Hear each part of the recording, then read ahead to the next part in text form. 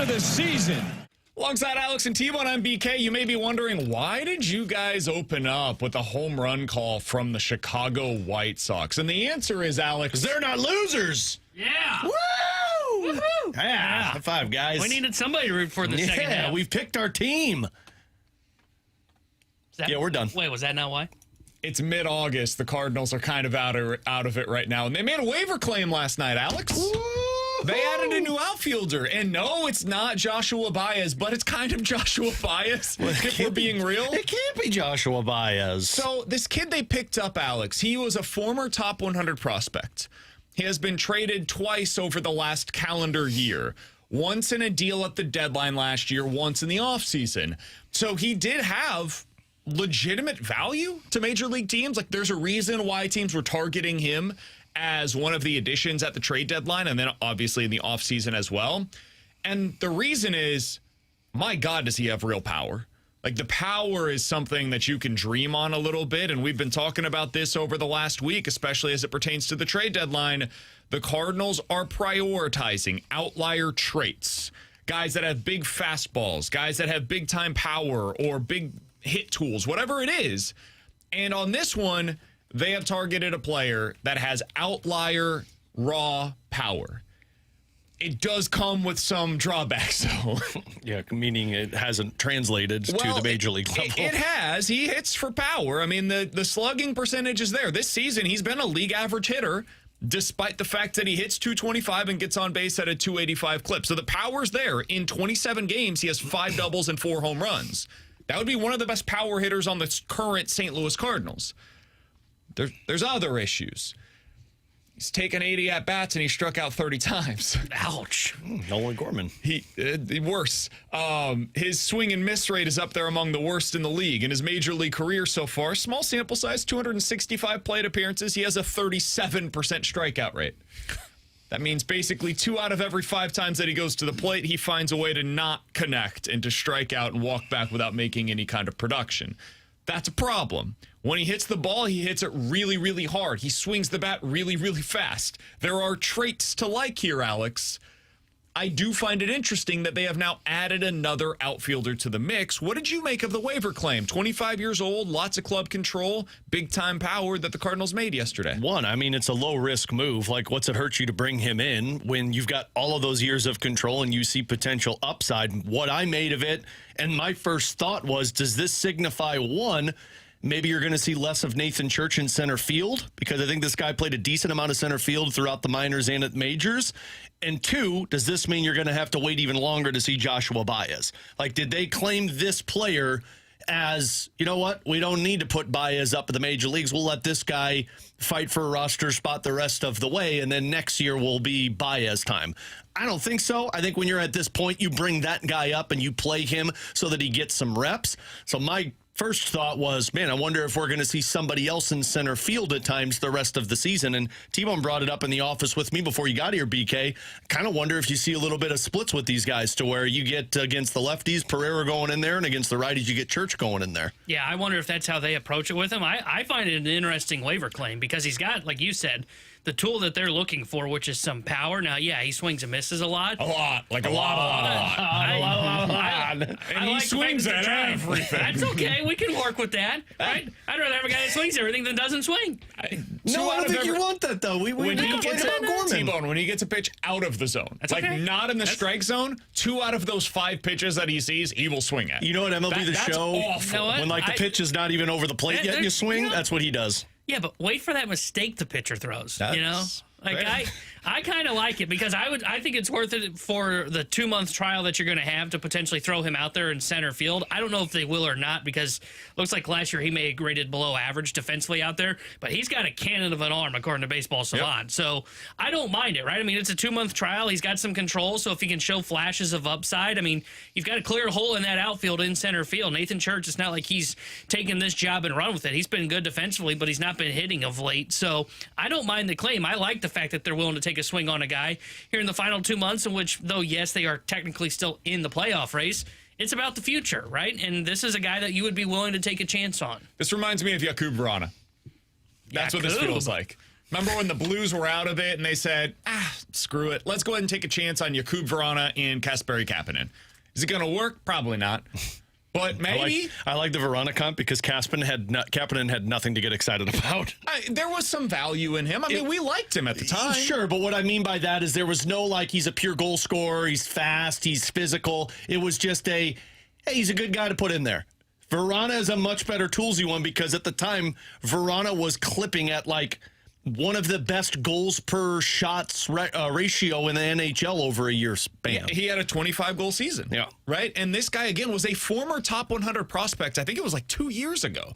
This is not some schlub that they got off of the scrap heap. You know, this is not a 35-year-old outfielder with no future in Major League Baseball who's holding on to a spot by the skin of his teeth. Like, this is not Brandon Crawford, who looks like he ate the old Brandon Crawford by the time that he got to I mean, come on. That wasn't it. No, but it wasn't necessary. Like, Brandon, it wasn't necessary. We don't judge anybody by their appearance on this show. I get it. He was like Brandon. 100 years old. He was a geriatric by the time he got here, but it was real. Like, he was not a player that you wanted to build around. Sideswipe. He wasn't a player that you wanted to see on the field, frankly. Or in the dugout. Or in the clubhouse. Maybe somebody that could have been in the Yadier Molina role that he's in currently. Like, that kind of a special advisor. That would have been great. On the 26-man roster, less so. I don't know if he has much to provide in the special advisor side of it. He seemed like a good guy.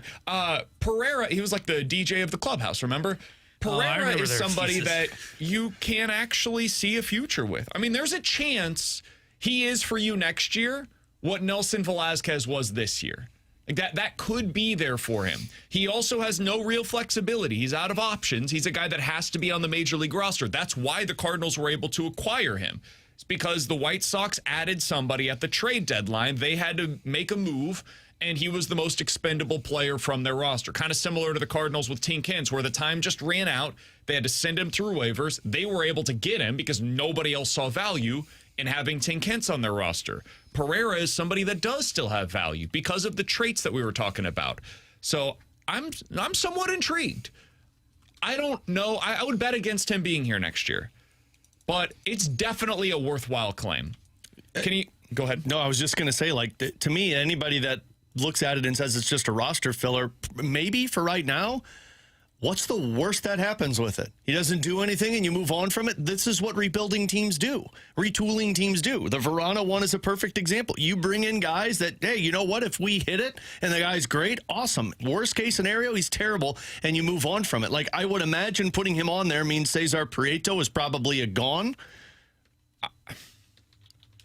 I don't know. I will be curious to see what they decide to do. Because they have to Velasquez. I was wondering if they DFA Velasquez. But that's the role. He's been above league average, so I don't know. He's been terrible, though, for a while. Even though he's been terrible for a while, he's still above league average. This guy could probably play better defense than Velasquez. And he has no future agree, here. But I don't know. Do you want to really lose him for nothing? Sure.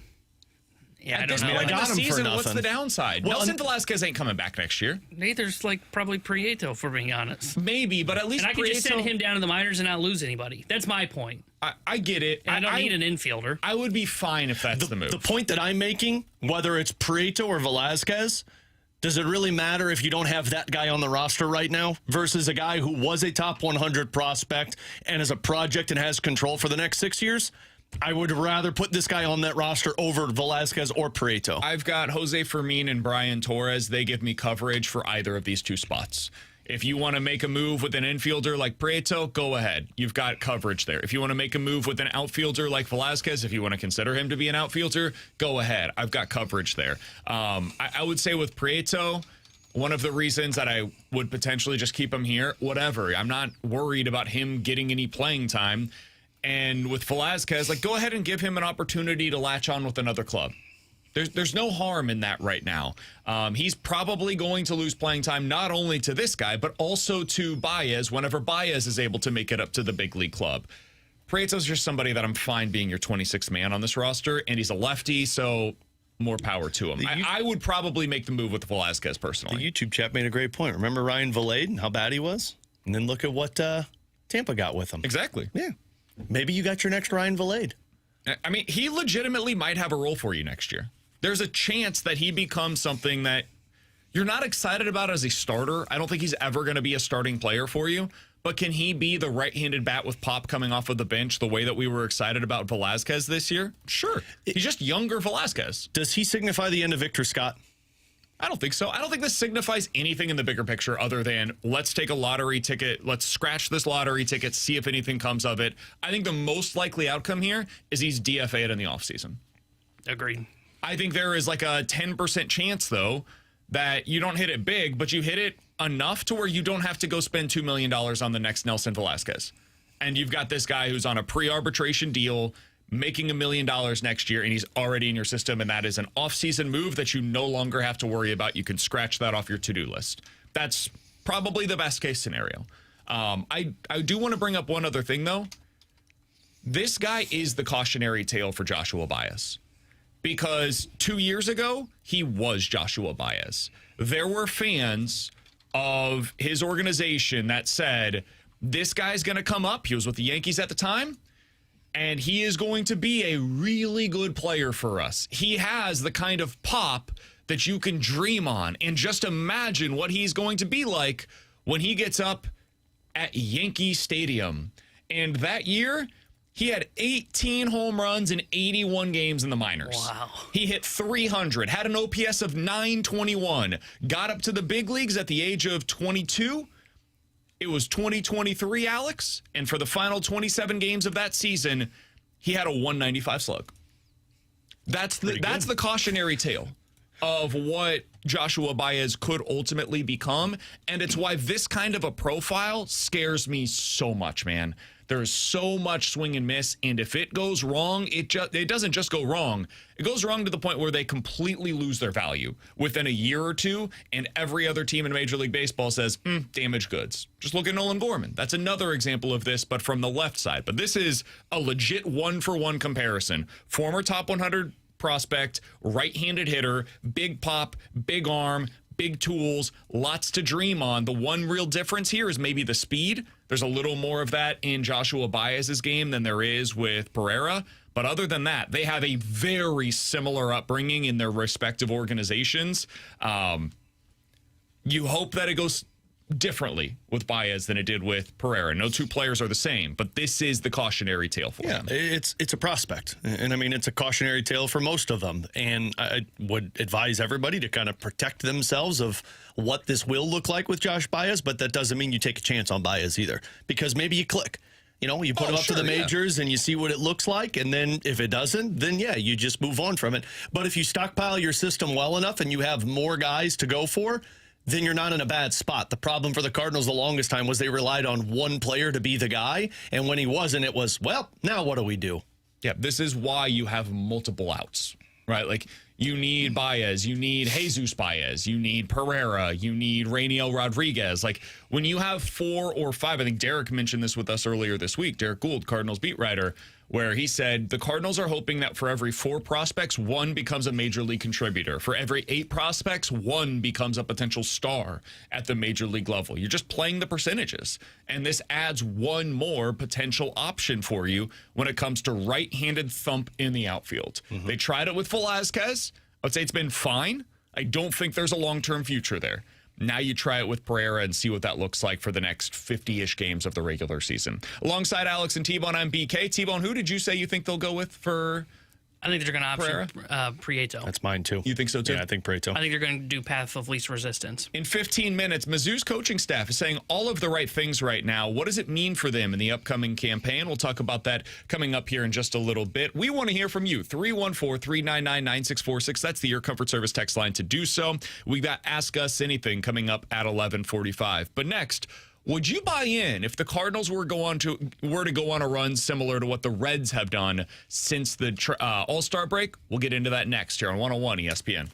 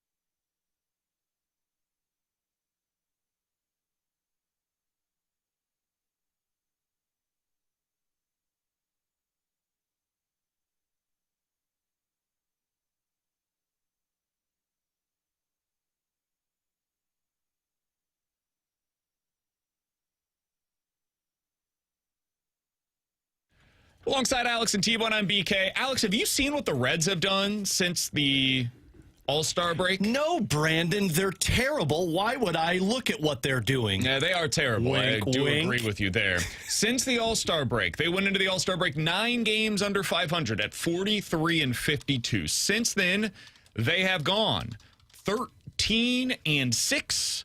They are now only a half game back of the Cardinals, by the way, in the standings.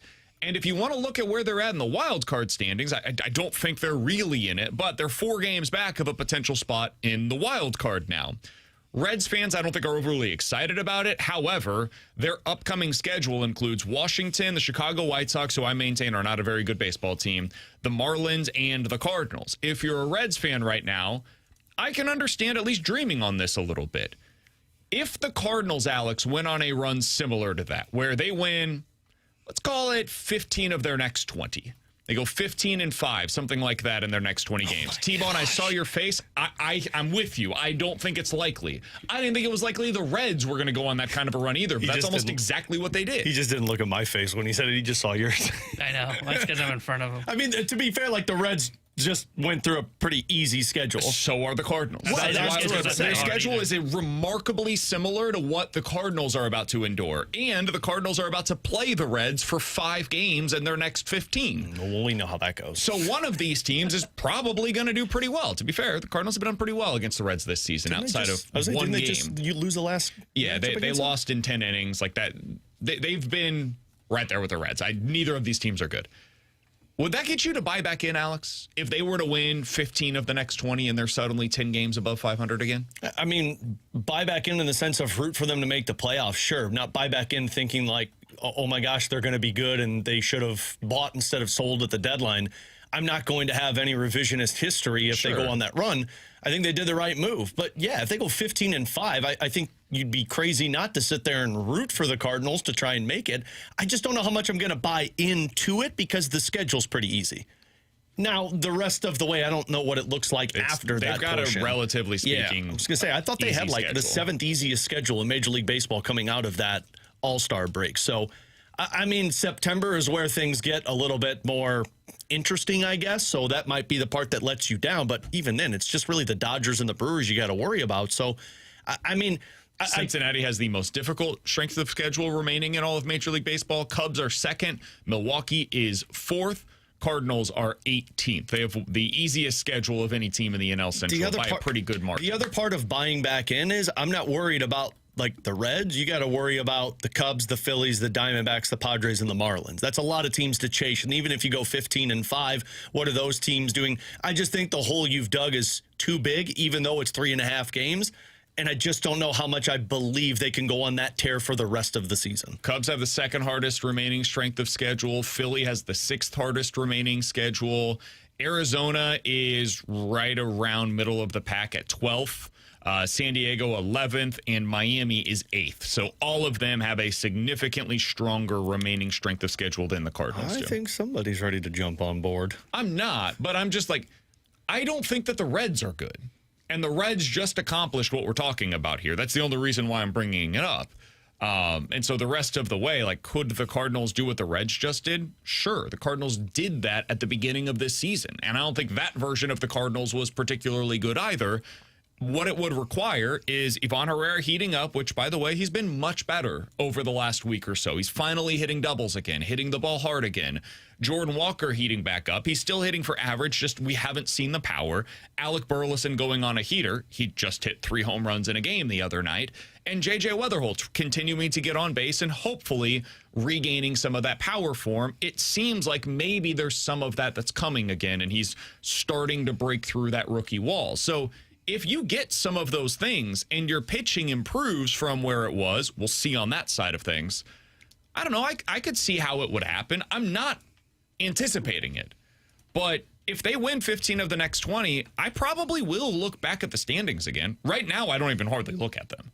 But if they win 15 of their next 20, I'll start looking at where they're at in the wild card standings again. But the question you asked was, would I buy back in? To them as a playoff contender. But define buy back in? To them potentially being in the playoffs. Well, yeah. And I mean, if you go 15... That's all nobody's buying into them as a World Series contender. I think there's like 3 teams in the National League I think that it'd can win just the be World fun Series. to go there and get our butt whooped by the Dodgers for 2 games. I agree. I it'd be great to get to the playoffs. Because I think it gets you answers. Well, not answers because it's a small sample size, but we've had that debate with Goalie and Arenado for a while. But the reason I would say, yeah, I would buy back in. Now, I did roll my eyes at 15 out of 20, but I would buy back in because I think, to your point, how you laid it out, probably means you got pretty good answers on Ivan Herrera and J.J. Weatherholt, Jordan Walker, Alec Burleson, and probably somebody else probably has to join that group of players to get kind of hot down the stretch. Pereira. Maybe. I mean, honestly, it could be. We talked about this with Velasquez, where he came back in. Remember how important he was right with away. The Cubs series? Yeah. So the power that they needed. And their pitching's been good here of late, too. I mean, as much as we talk about the pitching, what we're really alluding to is the bullpen. Yep. The bullpen's been a disaster. The starting rotation's been fine outside of Matthew Liberatore. Good. Yeah, and that's why, I would say, yeah, I would buy into them being a playoff contender because I don't think the third team, which I think is Arizona today, is anything special, right? I mean, it's just like last year's standings where the Reds got in. The Reds weren't good at all, and yet they were a playoff team. So, Padres can't hit. Miami is going through their latest slump. They've had a million of them this year. And I'd love to see what these guys look like in October, right? How do these guys respond, especially in the rotation, right? I mean, we saw what Walker looked like on the biggest stage. Maybe he can have a moment. Yeah, and right now, the most recent moment in Cardinals playoff history belongs to Juan Yepez. Mm-hmm. So I would be all in favor if they got to the playoffs, and it's like the perfect scenario, right? Cardinals fans didn't want at the deadline to go out and buy for a team that they didn't believe was a World Series contender. Well, how about this, Cardinals Nation? You sold, you got some really interesting assets, and you still make October baseball and just get to see what the kids look like when they get there. And they wouldn't be the first team to do this. The Tigers did it a couple of years ago. We saw the Reds do this literally last year where they were a terrible baseball team. Nobody believed in them, and they got it into the playoffs. And yes, as T-Bone said, they got their butts whooped. They did not belong in the postseason. But all you had to do was win 83 games. Somebody's got to get that spot. And they were the team that was able to do it. So can the Cardinals get there? Yeah. It's kind of like we talked about in the opening segment. I don't think you're going to get a whole lot out of this waiver claim, but it's worth a shot. I don't think the Cardinals are going to get into the postseason this year. I would bet against it. The odds are certainly stacked against them. But if they were to go on a run of 15 of their next 20, Alex, we talked about this with the Blues 100 times this year. Mm-hmm. Can they go on a run? I guess. And if they do, I'll be excited about them getting to the playoffs and seeing what the young players look like. But for right now, it's more of a dream than it is the reality. 15-5, and you're going to look back on all of those Matthew Liberatore starts, and then let's just say in the 15-5 run, 4 of the losses are Matthew Liberatore. Quinn Matthews could have been the one that made it, 19-1. Oh man. Somebody's going to get angry on this show. Alongside Alex and T-Bone, I'm BK. It's BK and Ferrario here on 101 ESPN. I already got my anger out. At this point, whatever. It's a sunk cost. Coming up in 15 minutes, let's get into Ask Us Anything. If you guys have any questions, sports or otherwise, we'll get to those here in just a little bit. But next, Mizzou's coaching staff spoke yesterday out at practice, and their offensive coordinator and offensive assistants, they're all saying the right things. Is it actually going to happen this time? We'll talk about it next here on 101 ESPN.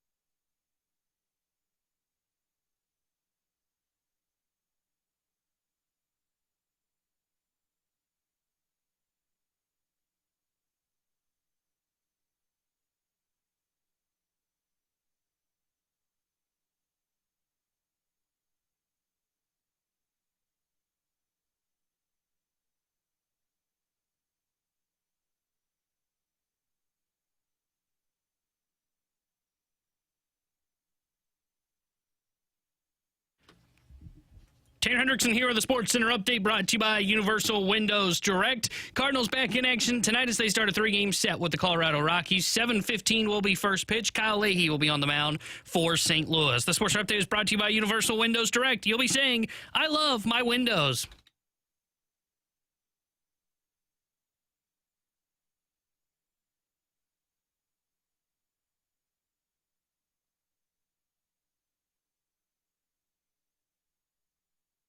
What would you guys say has been the biggest issue for Mizzou football over the last 5 years? Quarterback. Drink can't win the big game. Oh, that one. I changed my answer. They're correlated, right? Quarterback is mine. And what specifically do you think has been lacking when it comes to the quarterback/passing game? The passing aspect Talent. of it.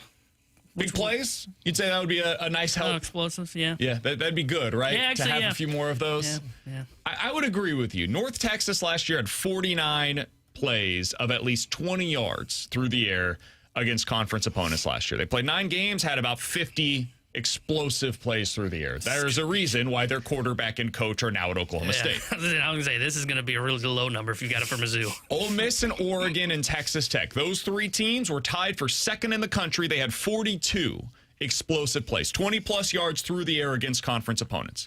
How many of those plays do you think Mizzou had last year? 20-plus yards in the air against conference opponents. They had 8 such games last year. I'm going to say fewer than 10. I'll say 7.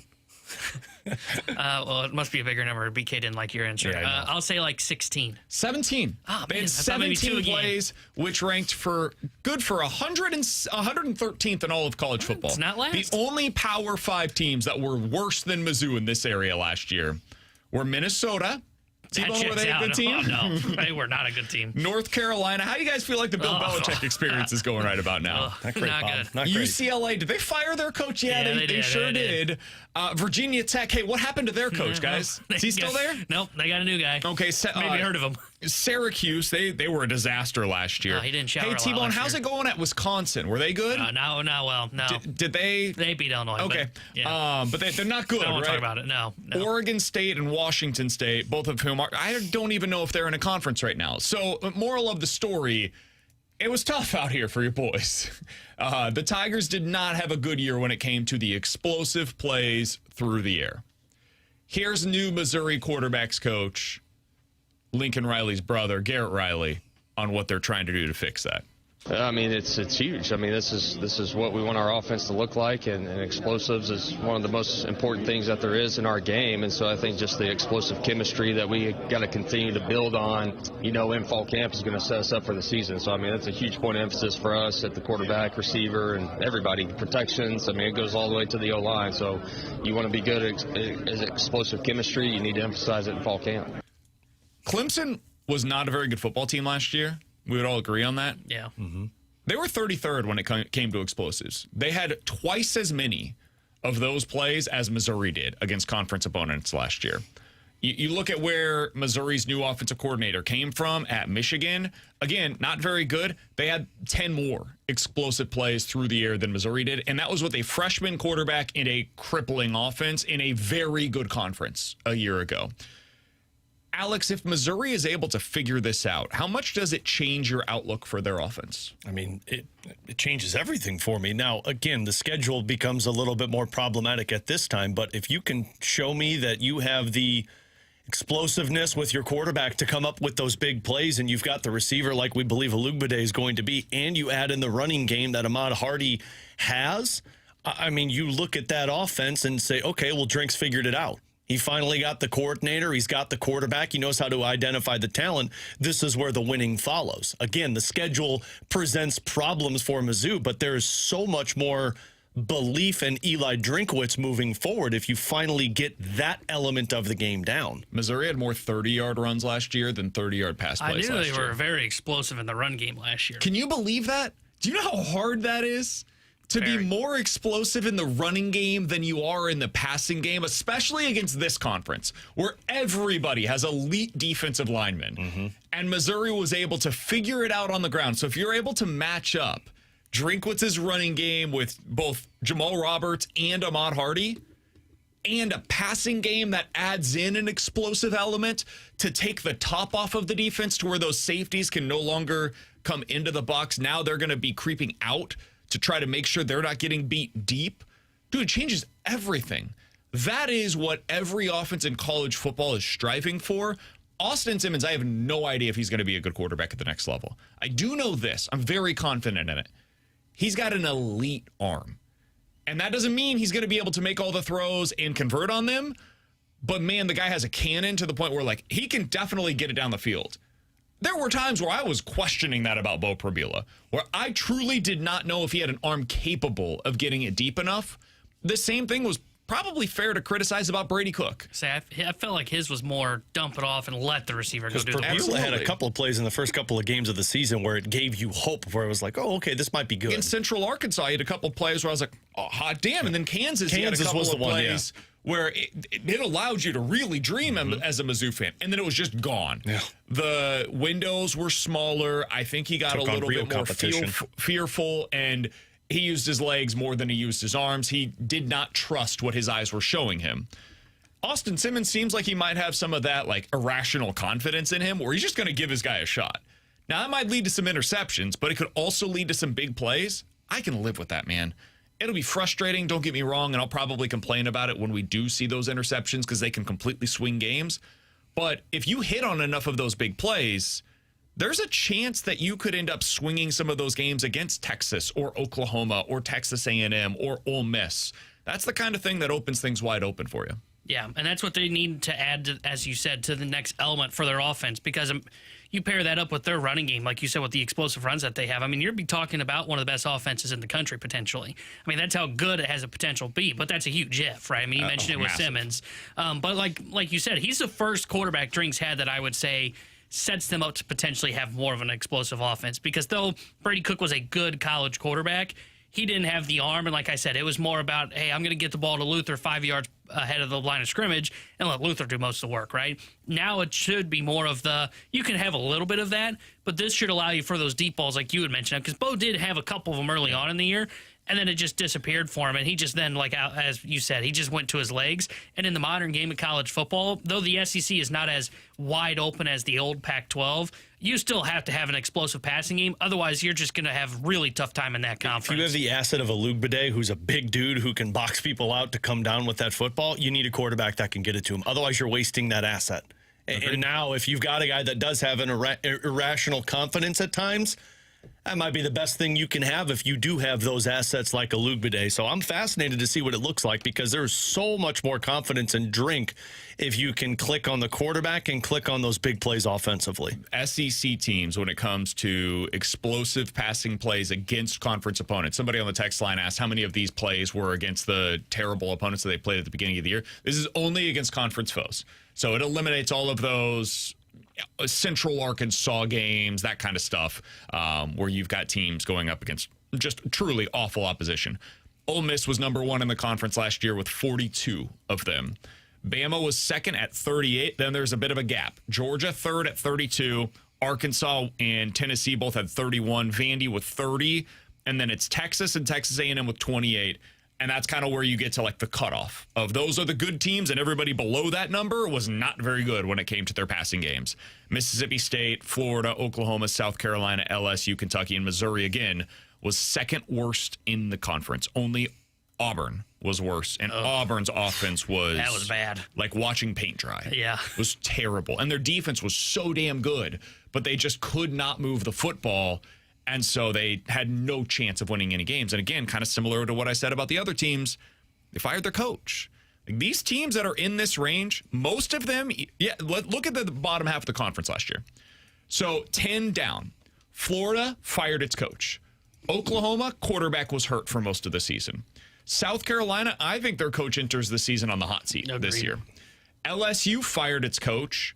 Kentucky, they fired their coach. Missouri has Drinkwitz. They got a new offensive staff in place, and Auburn fired its coach. So this is the kind of thing that if you can't do it, you're gone. Unless you do everything else at an elite level. And for Missouri, the reason they were able to stay afloat last year, they basically did everything else at an elite level. Great running game, awesome defense. They just had no chance when it came to throwing the forward pass, which turns out matters in 2026. Turns out is important in college football. Alongside Alex and T-Bone, I'm BK. 314-399-9646. That's the Air Comfort Service text line. Coming up on the other side, we do this each and every Friday. It is time for Ask Us Anything. If you guys have any questions, sports or otherwise, we'll get to those next here on BK and Ferrario.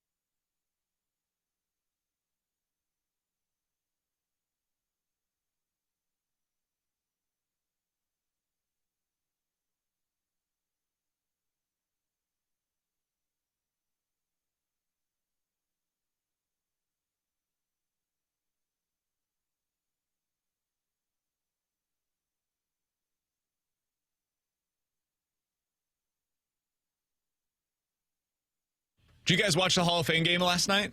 I had it on in the background, and I think it was just because I was desperate for football, and there was nothing else on. I didn't watch it, though. Yeah, no, I went and watched Spider-Man. Did you see how it ended? I did see the highlight of how it ended. Yeah. So, for anybody that missed it, I mentioned yesterday I've got the over in the game, and I like the Cardinals to win. We started off the season hot. Yep, BKO. So the Cardinals were up 30-27. They take the lead. They score a touchdown with about 2 minutes left to play. They kick it off. Panthers get the football, 2-minute drive. Haynes King is in the game, former Georgia Tech quarterback for the Carolina Panthers. They drive all the way down the field, and as time expires, he runs it in for a touchdown. I'm just going to go out 33-30 final score. I'm going to go out on a limb here, buddy, and say you are going to be losing a lot at the BK and Ferrario pick'em this year. Of course I will. You'll be suffering a lot goes. of punishments, which both of you still have to do your punishments. I just thought it was great that Haynes King, of all guys, was the one that just shoved it down my throat right at the beginning of the year. Well, making up for lost time. All right, 314-399-9646 is the Air Comfort Service text line for Ask Us Anything. From the 314, BK, Alex, T-Bone, do you think the Cardinals will give a contract or any contracts to starting pitchers this offseason, whether it's guys currently on the roster or free agents? No. I do. I think they'll sign a pillow contract with somebody again. I don't think they're signing a contract extension on the roster with anybody. I wouldn't doubt that they may go out and explore another one-year pillow contract to guys like Zach Gallen, Chris Bubich, Freddie Peralta if he doesn't bounce back. I agree. I don't think there's going to be a season, so I don't think they're signing anybody. Wow. I do think there will be a season. I think they'll probably start things up again in like March with free agency, and I would not be surprised if one of those guys ends up on a one-year deal here in St. Louis. They just showed proof of concept with Dustin May.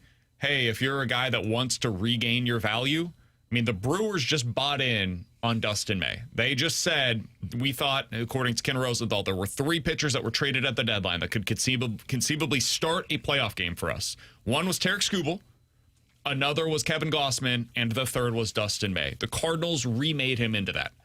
There's value in that, and now they can show that to other players across the league. From the 618, guys, I'm typically a podcast or YouTube listener. I've noticed that on the podcast lately, you've been cutting out Believe It or Not. I assume that's a copyright thing. It kind of makes me sad to not be able to sing along in the car on my drive home. Yeah, sorry. Why don't you sing with us?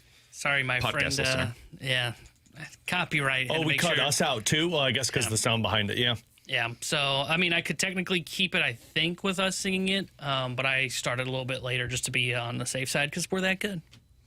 From the 314, guys, you get one night where your significant other is gone all night, the kids are gone all night, house to yourself. How are you spending it? We know what T-Bone's doing. He doesn't have this situation. T-Bone doesn't have this problem. It's a day that ends in Y. Yep. Don't let me tell you, I'm jealous of these two. Well, first off, I'm not leaving my house, so that's how I'm spending it. I don't know. I'm probably watching some movies, playing some video games, sitting in my underwear, and ordering some pizza. Smoking like some meat No, or something? I'd probably actually make pizza, and then I would eat it, and then I'd probably go to bed by like 9 o'clock. And I'd sleep in. Definitely pouring myself something good. And then probably either watching a movie or if I'm watching some kind of a show at that point in time, watch the show. Yeah, and then as Alex said, hitting the hay and getting up the next morning whenever the hell I want to. 4 years ago, I would have said that, and you guys would have called me boring. Now BK's on my world. Well, if I've got the house to myself, going to bed early.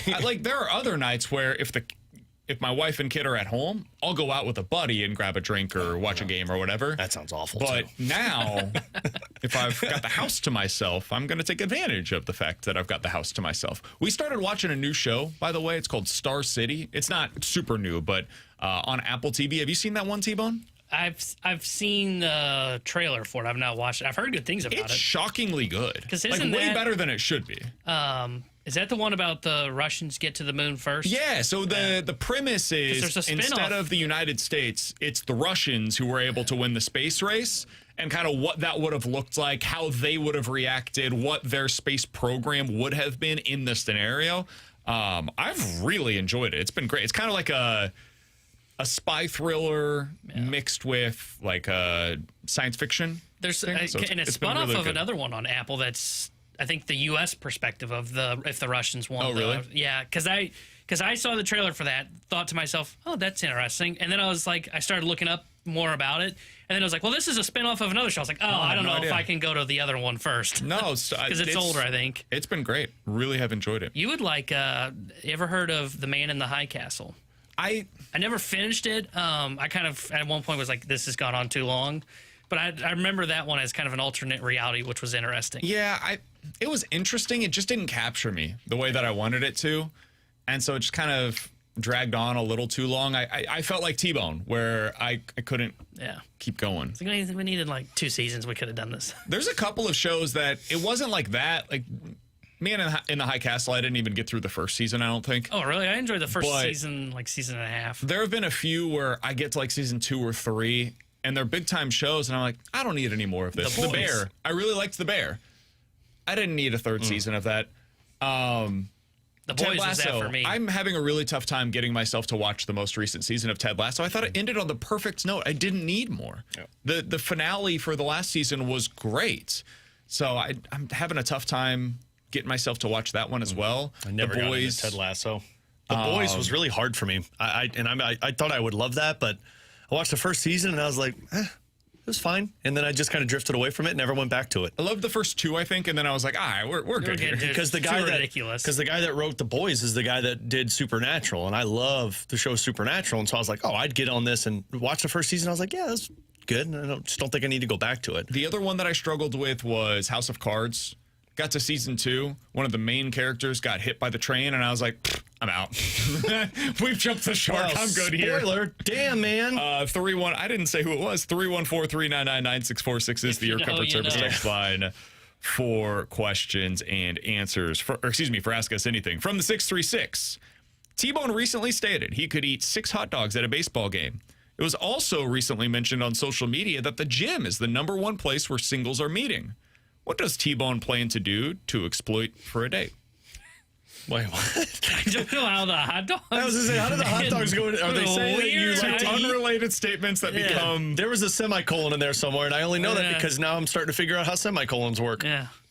Stick to the dating. I don't understand apps, that. I guess would be my response. You're just a dating app guy. You don't want to go to the gym and show off? Well, there would be no showing off. That might be more of a detriment to my case. That's one of those things I don't know how you meet people at the gym. I can eat 6 hot dogs. Don't mean to brag. I don't know how you meet people at the gym. I feel like I know that is a pop.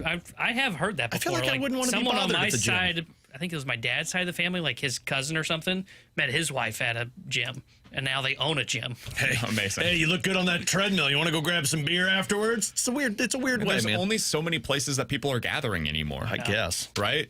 So that's why dating is like, I tell Katie all the time, just please never leave me. It's like bars aren't really that anymore, I don't think. It's that. It is a bunch more of like those activities, right? Mm-hmm. So, yeah. From the 314. Guys, it is hard out there. If you could have any job in sports media, what would it be? National or local? In-game analyst, play-by-play, sports center, etc. What sport would you want? What job would you want? I mean, I love this mostly because this, like, I wanted to get into play-by-play, and I liked the idea of being able to talk about sports. I tried television sports, and there wasn't enough time. Like, I wanted to be able to talk sports, but the ideal one has always been play-by-play for hockey. Like, national play-by-play for hockey would be a dream. I love getting to do that. See, I would probably say play-by-play. I mean, that's what I thought originally when I went to college I wanted to do. And then I happened to just get into this right out of the bat, out of Lewis and Clark, and then just stuck with it and didn't want to go back and try and do the grind of the minors. I mean, those guys, that is hard work that they do down there. They're like in charge of everything. They're making very little money. Barely any. Yeah, so like I would say play-by-play, but the steps you got to do to get to that, I would call myself a hard worker, but that's a crap ton of work. I had a job offer for juniors coming out of college, juniors hockey, and it was, I want to say it was like $20,000 a year, and I couldn't have another job. And I'm like, and it was in East Virginia, and I'm like, I don't know. Yeah, like Eastern Virginia. And I'm like, I don't know how you survive that. This has been my dream for as long as I can remember. Like literally this job. The only thing that I would say is like doing it in the mornings would be my ideal dream job. Now, TMA ain't going anywhere, so I'm going to have to amend that at some point in time. But yeah, doing this in a morning or afternoon drive capacity is the only thing I've ever wanted.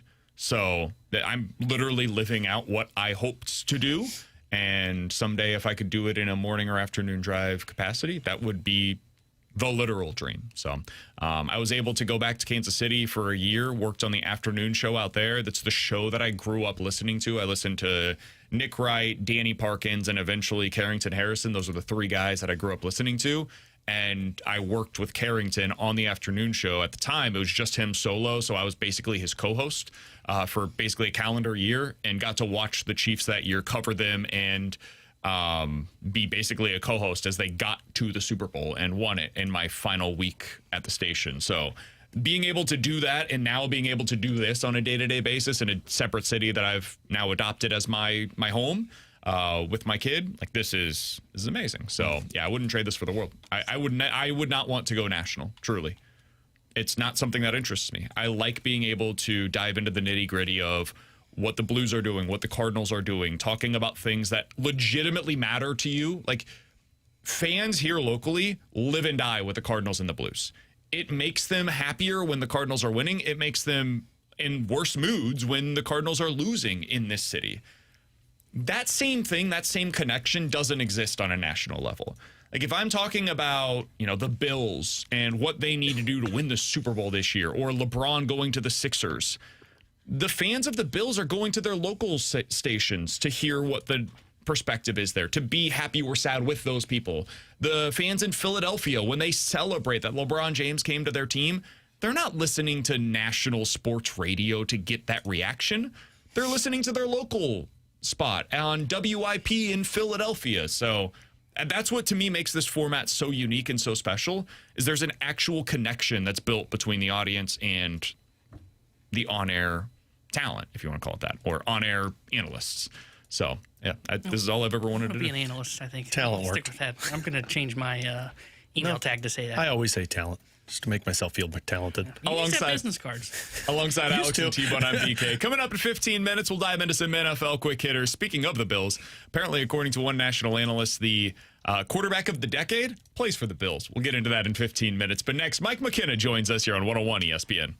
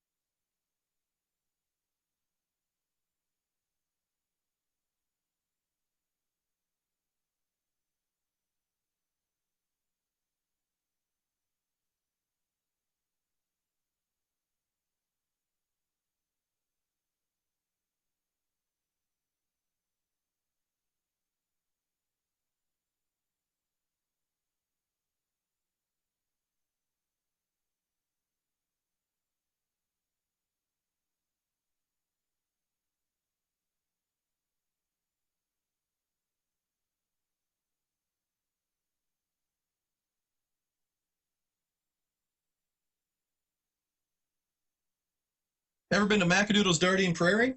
Well, it's my store. I'm Mike McKenna, former NHL goaltender. That's my liquor store. It's also our beverage store. We are just north of the Page Extension at Bryan and Feisey Road out here in Dardine Prairie. Come see us this weekend. I just had a big allocated bourbon drop. I got some Weller and some Blantons that will be out this weekend. We have all the canned cocktails. So the Surf Lights, the Surf Sides, Good Boy, All your favorites that you love poolside, I've got them. Amazing prices, and they're cold. They're ready to put in the cooler. We also have that Willie's Remedy. Those hemp-infused beverages that are so popular right now, we got them all. So you got all kinds of choices here at Macadoodle's Dardine Prairie. If you like wine, I got a buy one, get one for $1 going in our wine room right now. The cold box is stocked full of all those crisp Sauvignon Blancs. Whatever you are up to this weekend, we're ready for you here at Macadoodle's Dardine Prairie, just north of the Page Extension at Bryan and Feisey Road. Come see us.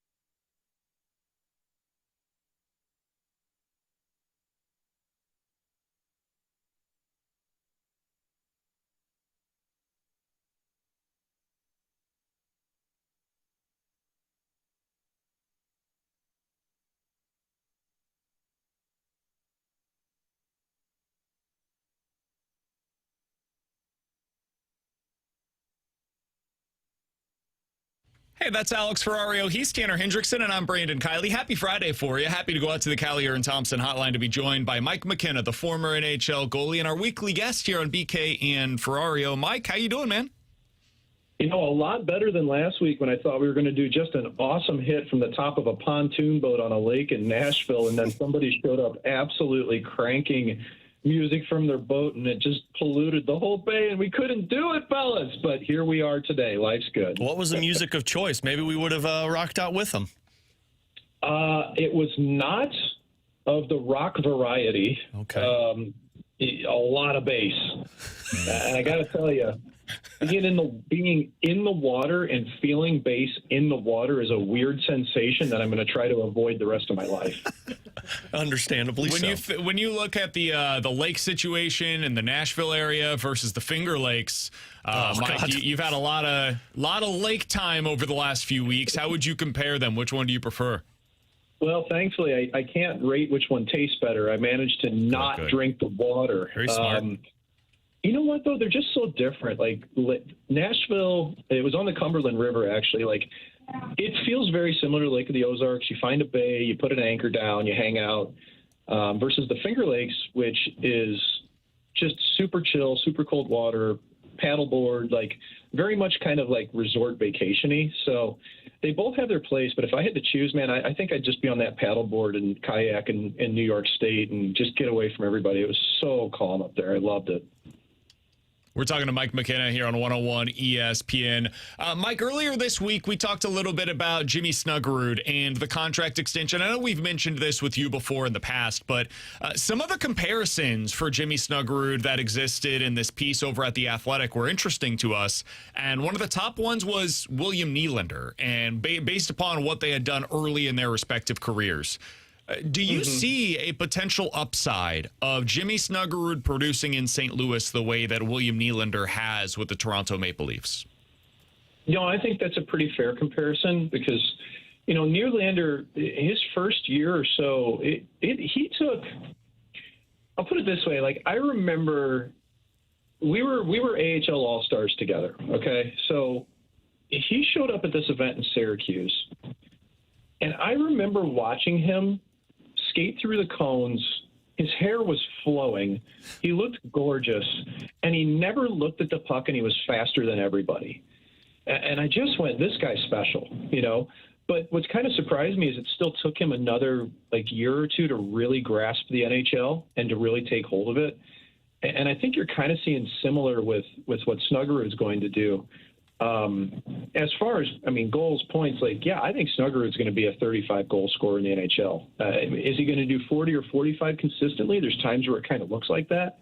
But you're going to have to pay that player accordingly. And that's where, if Nylander's at 11.5, and that just kicked in a while ago, that's why I keep thinking that Snuggerud's contract's going to be 12 plus no matter what. And I think the Blues would be wise to do it because you just don't find players that can fill the net, that are that hungry to fill the net like Snuggerud.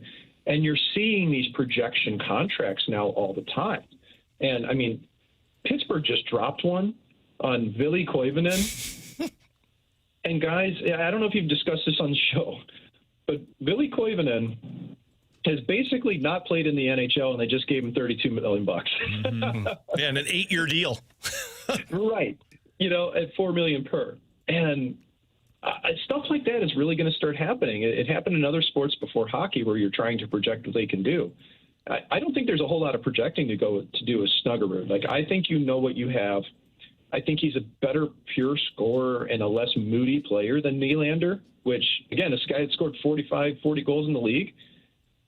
I think Snuggerud's going to be right in that ballpark. I really do, and I think it's going to be 12 plus for him. If that's the case, Mike, if Snuggerud produces that way this season, does that ease the tension of moving on from Jordan Kyrou and losing that offense, and maybe makes that Connor McMichael trade look a little bit more desirable if McMichael can comp what Snuggerud did last year and Snuggerud comps what Jordan Kyrou did last year? Well, for sure. And I think with the Blues especially, there is some addition by subtraction there. And it's hard to say that with Kyrou, who was a 30, 35 goal scorer in the NHL. It just felt like he sucked up so much of the airspace when it came to the fan base and even with the team that moving on was the right thing. Does it create opportunity? Yeah. But the biggest story for the Blues is really going to be who does provide scoring on the wings. If McMichael can pot 25 goals, it looks pretty good. If Jake Neighbors can go back to being in that same ballpark, it looks good. If Pavel Buchnevich doesn't have a terrible start to the season again, it looks really good. I actually think the Kyrou trade is more about the current wingers that the Blues have, if they can produce, than it was McMichael being traded and Snuggerud stepping up. I think it's really those guys. Neighbors, Buchnevich, what can they do with the puck, and can they really capitalize? We're talking to Mike McKenna here on 101 ESPN. Mike, do you think there's any more room? We got asked this question the other day via the text line. I'll go ahead and throw it your way. Do you think there's any more room for a potential PTO as we get closer to training camp, or do you think this roster is basically set at this point? I'd be surprised if there was much movement. I know we've all been hoping to see if there'd be another D on the way, maybe out of Carolina, but it's August 7th, and the general managers right now are still at the lake. They're at the cottage. They're slowly trickling in because players are now coming back to start skating. And I was just in Nashville recently and popped into the practice facility to see a couple old teammates. And, yeah, they are absolutely skating, just like the Blues are starting to skate. So managers want to be in town when that starts to happen. But it's not even that. It's like trying to get things to shake out. Where are your pressure points? Free agency, the draft. Right before a season tends to be when you're clearing out players that you don't want anymore, more than adding players that you would really like to have. So I think the Blues are pretty set with what they have. In my eyes, I think they'd still like to make a move on defense if possible. I would if I were them. But I think getting Brandon Carlo at least gives them a stopgap to be able to get a little bit into the season before they can make any movement if they need to.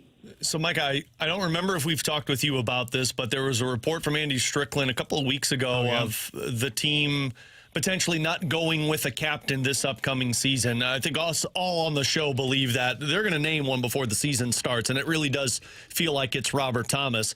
Do you feel the same way, and do you feel like this is kind of the time you may need to name a captain going into this season with all of these younger players? I've been pretty outspoken about this my whole life. I hate the idea of not having a captain. I hate it.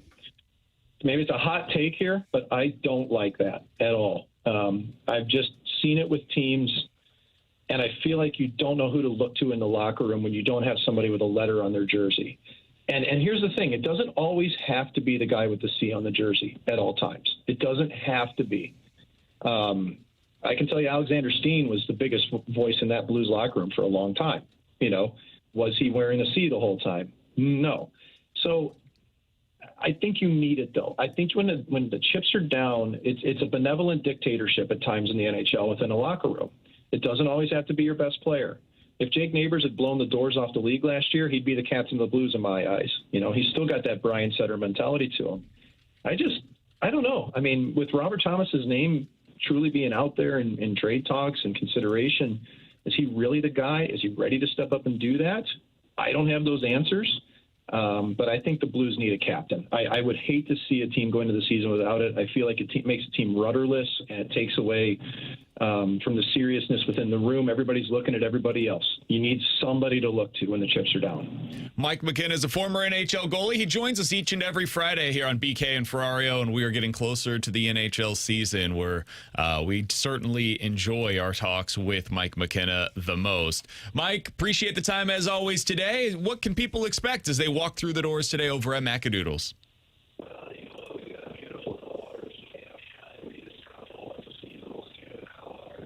We got a pumpkin spice white Russian that just came into our store.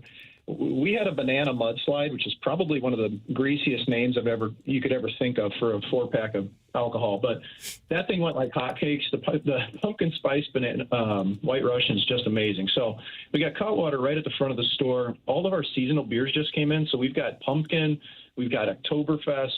I've got both of the O'Fallons, which are back. I've got vanilla pumpkin beer, regular pumpkin beer from O'Fallon. We're happy to see those. We got a buy one, get one for $1 going in wine. And I've also today I've got some Blands on the shelf right now. I've got early times bottle and bond on the shelf. I'm even going to have some Weller bundled up today that you'll have a chance to buy at MSRP if you find another bottle to go with it. So it's a good day to come into Macadoodles. If you want to go to the lake, we got all of those canned cocktails ready to go and cold. We got all the hemp-infused beverages. Willie's Remedy is all here. We are just north of the Page Extension at Bryan and Feisey Road. We're happy to see you this weekend, so everybody can go have some fun. Mike, appreciate it, man. We'll talk with you again next week. Sounds good. Everybody have a great weekend. Same to you. That's Mike McKenna joining us as he does each and every Friday here on BK and Ferrario. Coming up in about 15 minutes, I find it interesting, Alex, the Brewers seem to view Dustin May as one of just 3 starters that were dealt at this year's trade deadline that are worthy of starting a playoff game. Does it change at all our perspective on what's necessary for the Cardinals when they're good again as that mid-rotation starter? We'll get into that coming up in 15 minutes, but NFL Quick Hitters is next here on BK and Ferrario.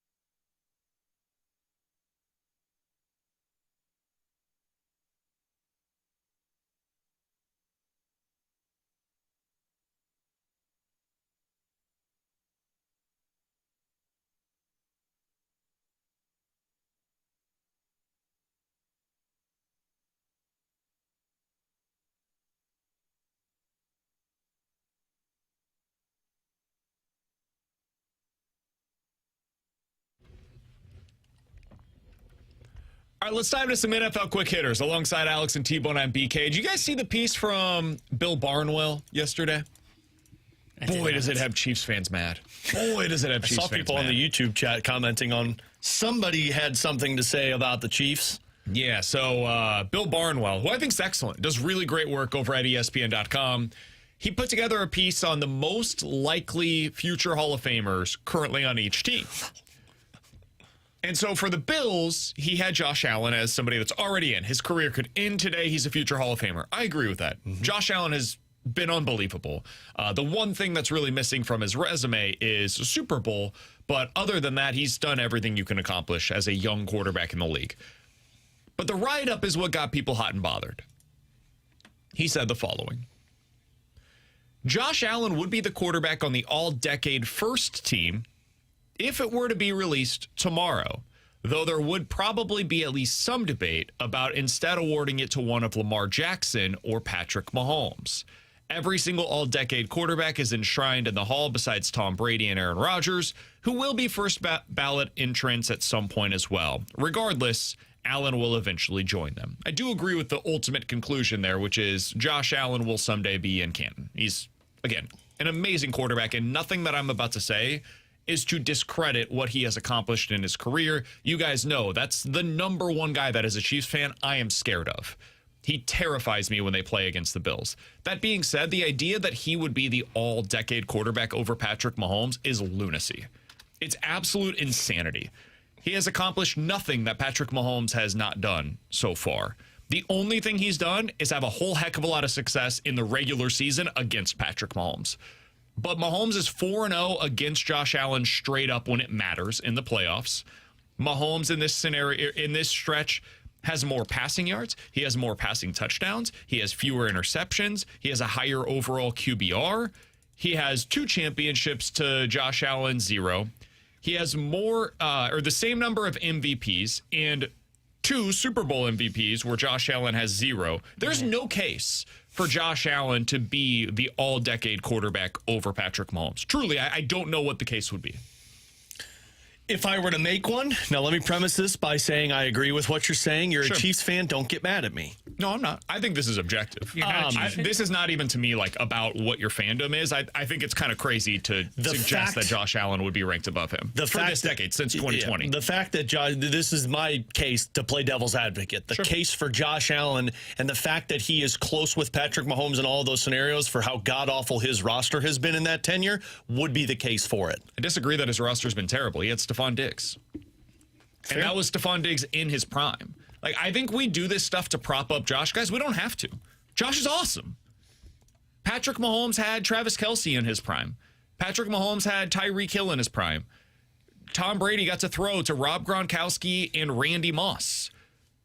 Peyton Manning got to throw to Demaryius Thomas and Reggie Wayne. Like, the best quarterbacks ever, a lot of them had ultimate help.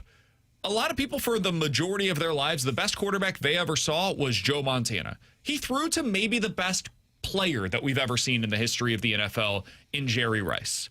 So it doesn't discredit what you're able to do if you were able to throw to an all-time great. It just means you're able to maximize your talents. We saw the best of Patrick Mahomes when he was throwing to Kelce and to Tyreek, which is what you would expect. We saw the best of Josh Allen when he had Stephon Diggs on the field. Last year, didn't have a ton of weapons. I will not disagree with that whatsoever. I would say the same thing was true of Patrick Mahomes last year and over the last few seasons, to be frank. Like, Mahomes, outside of Kelce, his best weapon has been Juju Smith-Schuster over the past 5 years. You know? He's gotten the most out of him.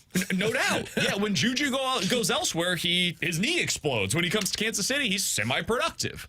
So I just don't think that we have to do this. We don't have to pretend that something's there that's not. I think this is one of those football hipster takes where people think it sounds cool. And in reality, I mean, I'm a hipster, to be fair. See? I think this is one of those takes that people say just to be a little contrarian. And the truth is, like, Josh Allen for the next 5 years very well might be better than Patrick Mahomes. I would say over the last 2 years, he's been better than Patrick Mahomes. Mm-hmm. And I think he might be better this year than Mahomes is. But if we're doing an evaluation period of 2020 to 2025, the number one quarterback in the league based upon the first half of this decade is Patrick Mahomes. We don't have to have an argument otherwise. It's not a position that's even up for debate. Yeah. Kind of similar to the best defensive end in the league over the last 5 years. I mean, it's not up for debate. It's Myles Garrett. Yeah. He's been the best dude. There are certain positions where we can have a conversation and others that are, it's written in pen, it's this guy. Now here's the follow-up with this. Allen's over Lamar Jackson, correct?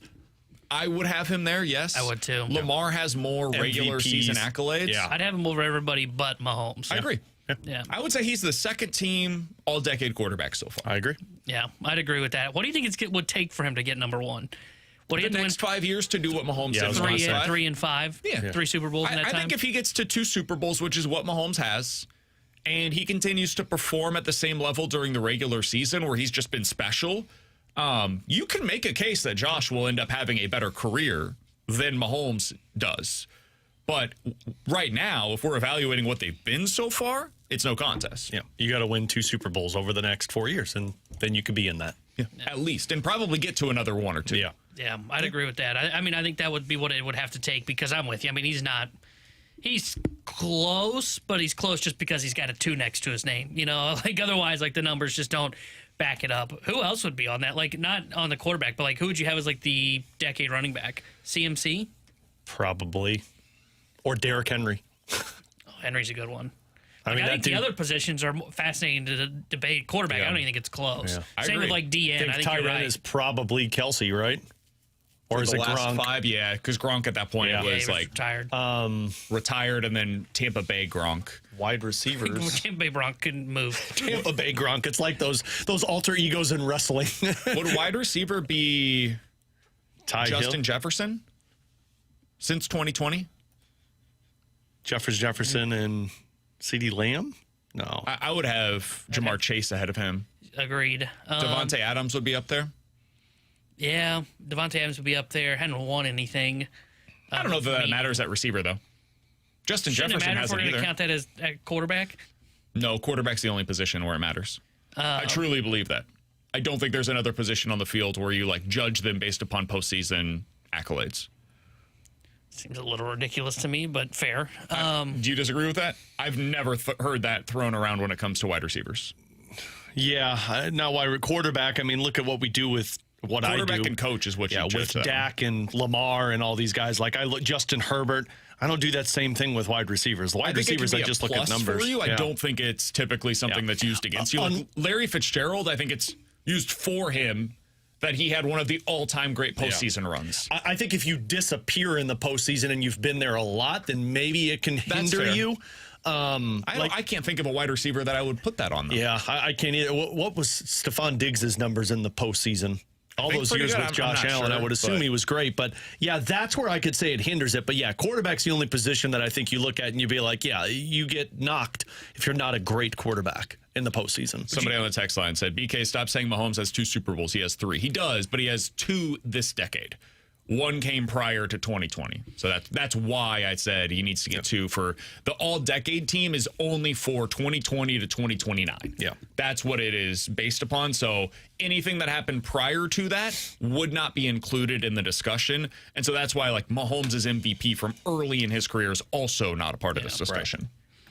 Yeah, I think on the receiver front, by the way, I would throw Cooper Kupp, Puka Nacua. I think Puka's going to end up being there. I think JSN's going to probably end up being there, too. But he's only had 1 good season so far at this level. Yeah, but if you dominate and are the best one for the rest of the next 4 years. I'm talking about, though, like, evaluating for up right until now, today. yeah, I agree with that. I don't know if I'd put Puka in there for right now versus all those other ones. I think Justin Jefferson would be the number 1 guy. I think you're right. I think he's probably 1, and I think he's probably chase it, too. I think so. Yeah, I think I agree with that. But I think when you're looking longer picture, looking ahead, I think you're going to see probably Puka make it JSN. Interesting and JSN make it interesting. Amon-Ra St. Brown maybe too. Do you know how many 1,000-yard seasons Cooper Kupp has in his NFL career?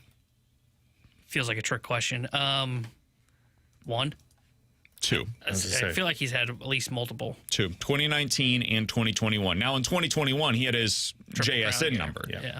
Where it was 1,900 yards and 16 touchdowns. He was unbelievable that year. But since then, 800, 700, 700, 600. Oh, yeah. His career's like on the verge of being over. He was always I don't hurt, think too. he's part of Well, that. he wasn't anymore. hurt early on. He got hurt later, and that's why he's not explosive anymore. Yeah, and I don't think he's probably part of the discussion for all-decade team. There's just too many other great wide receivers. I think Jamar Chase is in this conversation, Justin Jefferson, Devontae Adams.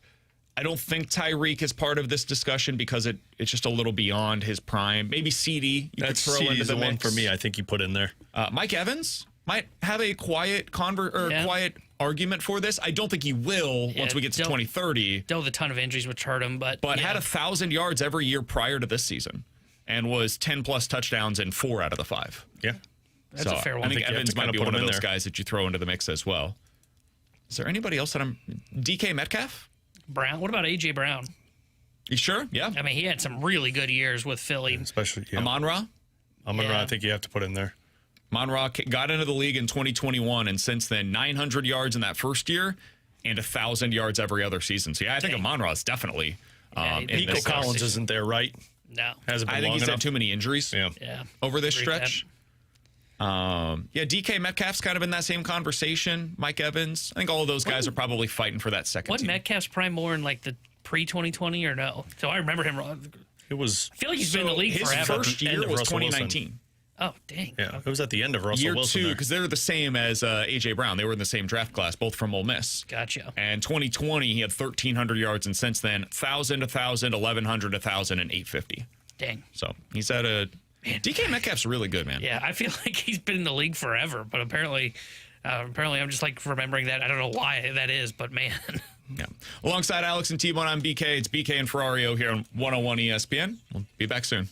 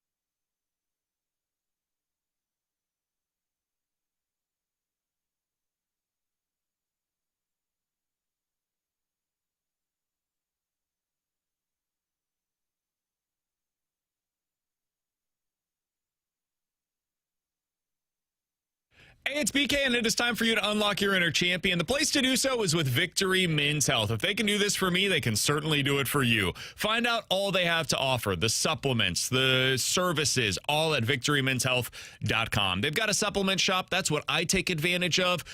Gets shipped to my house each and every month. It's individually packaged. They put together a personalized plan for me, so everything I need to get my levels to where they need to be, it's sent to my house, and I don't have to worry about it. I don't have to go pick something up somewhere that's 30 minutes away while the kid's in the back seat on our way over there. No, it's just super convenient. It's easy to use, and even whenever I go travel, if you're somebody that travels for work, they're individually packaged, so you don't have to lug around a ton of these different pills. So check them out at Victory Men's Health, whether it's a supplement shop, testosterone optimization, weight loss goals. It is time for you to unlock your inner champion. Do it today at victorymenshealth.com. That's where you can book your first appointment online. Again, Victory Men's Health, and online at victorymenshealth.com.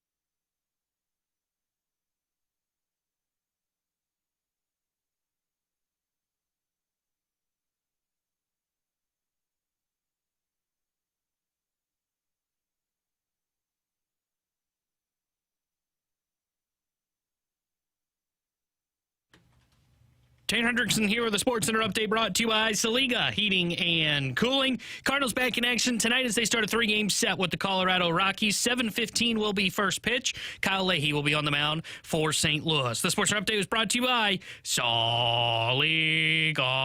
Heating and Cooling, a Daikin heating and air conditioning dealer.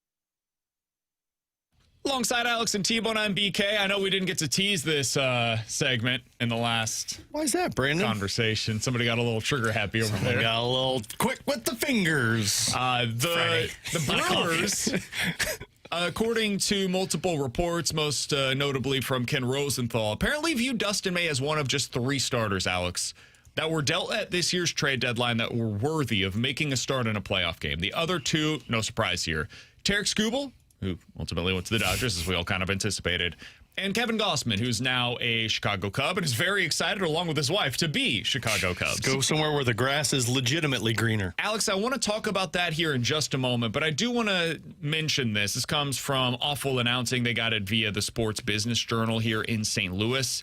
Blues Executive Vice President Steve Chapman told the Business Journal that revenue from over-the-air broadcasts would only include ad sales for the Blues, and so it just doesn't add up to enough other revenue that other models could bring. So the Blues instead are looking at a model more similar to Major League Baseball teams with a direct-to-consumer streaming service. So it sounds like the Blues, according to this piece in the St. Louis Business Journal, are expected to go to a Cardinals TV kind of a model for the upcoming campaign. Kind of what I anticipated all along. Again, knowing zero about this, and to just assumed they saw what the Cardinals model was, and it's going to be available on the app, and it's going to be available like we see now, to where it's on some cable services, some streaming services, but more than anything, you pay the monthly subscription, you get all of the games straight to your phone. Yeah, and he did say, for what it's worth, that the Blues are expecting to be on free TV more than they ever have been before. Yeah. My anticipation is that would probably be KMOV. I don't want to speak out of turn, but that's been the partner for them in the past.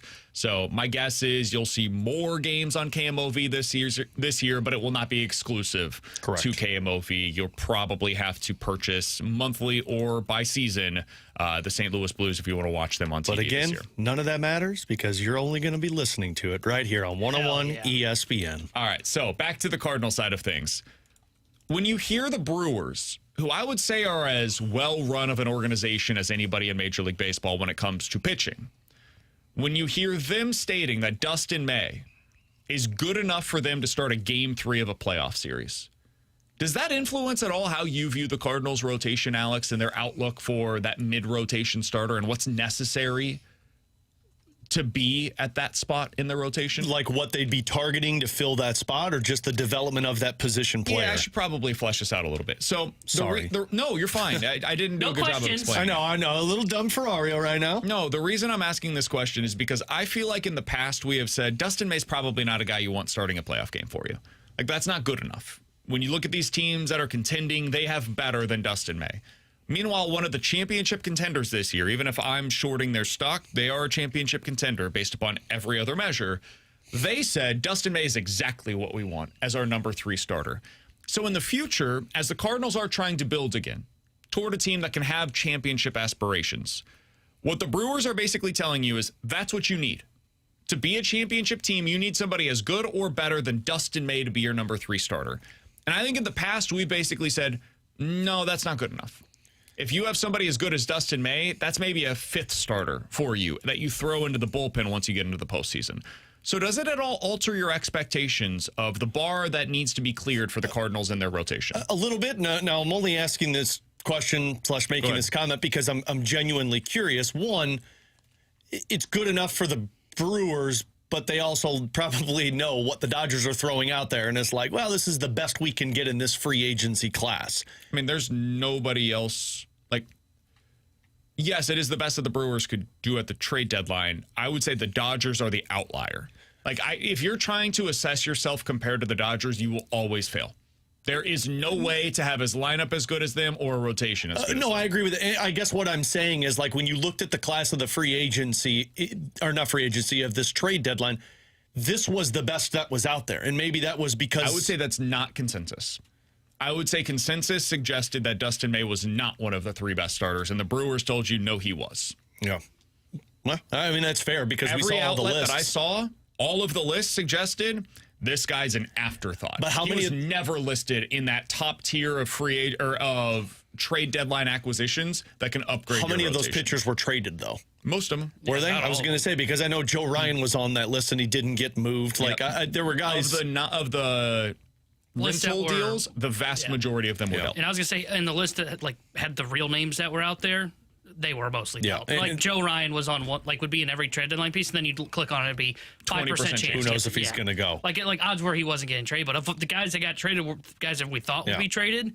The Brewers clearly targeted Dustin May for a reason. And the other thing that I had to ask with this, too, is how much of this is because you have an incredible Jacob Mizorowski at the front of that rotation? Because in the past, when we've said that guy's not good enough to be a 3-starter for you, it's because we've looked at what they had going out there prior to Dustin May's type of player and said, yeah, that's not good enough because you just didn't have that ultimate ace, that swing and miss guy, to where when you're the Brewers, we think we're so damn good in games 1 and 2 that we believe Dustin May is good enough for us to move forward with this. Well, tell me. Just like, I don't think we'd be saying the same thing if the Cubs went out and traded for Dustin May, would we? We'd probably be looking at that being like, yeah, that was a fine trade for him. But we're doing it because the Brewers have an excellent ability to evaluate talent and I think that means something. But I also wonder if it's the Brewers that just look at this and say, yeah, he's good for us, but we think we're so damn good that this is the best we could trade for. I'll give my thoughts on this real quick to explain my perspective on it. I think what I am coming to the realization is you need 2. You need 2 great starters. That third guy, you're just kind of throwing something out there that you hope gets you through 5. Your fourth guy, probably not even starting for you in a 5-game series. And in a 7-game series, you're hoping that he gets you through a few innings, and then eventually it's going to be an all-hands-on-deck kind of a situation. And Dustin May is the kind of player that can get you through that game 3. He can get you through 5 innings where you've still got a shot by the time that he leaves the game. Yes, I agree with you, Alex. I think Jacob Mizorowski changes things for them, just as Christopher Sanchez and Zach Wheeler do for the Philadelphia Phillies, where they believe they can be a legit contender this season. That's in part because they've got the top 2. I would say that the Brewers believe they can be a legitimate contender this season for a number of reasons, but a big part of that is what they have 1-2 in their rotation with Mizorowski and Kyle Harrison. And so now number 3 is Dustin May for them. As I'm looking at how the Cardinals are going to build this thing back up, I'm not all that worried about what they're going to have 3 to 5 in their rotation. I think McGreevy could be a good 5. I think Leahy could be a fine 4. I think Palante, you could throw him into the mix. Dobbins, same thing. Like, I think they've got a lot of guys that profile in that range. What they're missing is the 1 and 2. You hope Doyle can be one of those 2. Maybe you have to acquire another one from the outside. But right now, it sure seems as though... Do you guys think there's another player in their system today that profiles to be a number 1 or a number 2 starter? No. I mean, Franklin maybe's got a case to be a number 2, but he seems like a long shot to be that. I kind of feel the same way with Matthews. He's got the swing and miss stuff. It's just, can you figure it out at the major league level? I'd be pretty surprised if he's a 1 or a 2, though. Yeah, I think he really probably settles in 2 than 1. I think he settles in more as like the 3, like the Dustin May we're talking about. That's kind of what I'm thinking. I think you could have Quinn Matthews become Dustin May of this year. Can he be a guy that, hey, in the right day, if you watch the right game, he gives you 7 quality innings, 1 earned run, 10 strikeouts? Yeah, I think he could be that. But if you watch him on the wrong day, it could be 3 innings, 5 earned runs, 6 walks, 4 hits. You know, like that's also in his range of outcomes. And so I think once you get to that 3rd spot in your rotation, it's just about having the upside. You're aiming for upside with that guy, and as long as he's got it, you feel pretty good.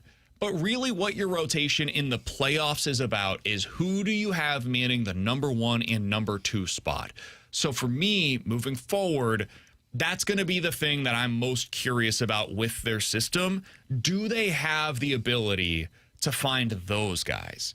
Because they've done a good job of doing the thing that the Cardinals did in the past, where they were able to consistently from like 2005 to 2015 develop those players that could give you 150 innings with a 3.80 ERA as a 3 to 5 in your rotation. They seem to have a lot of that in their system right now.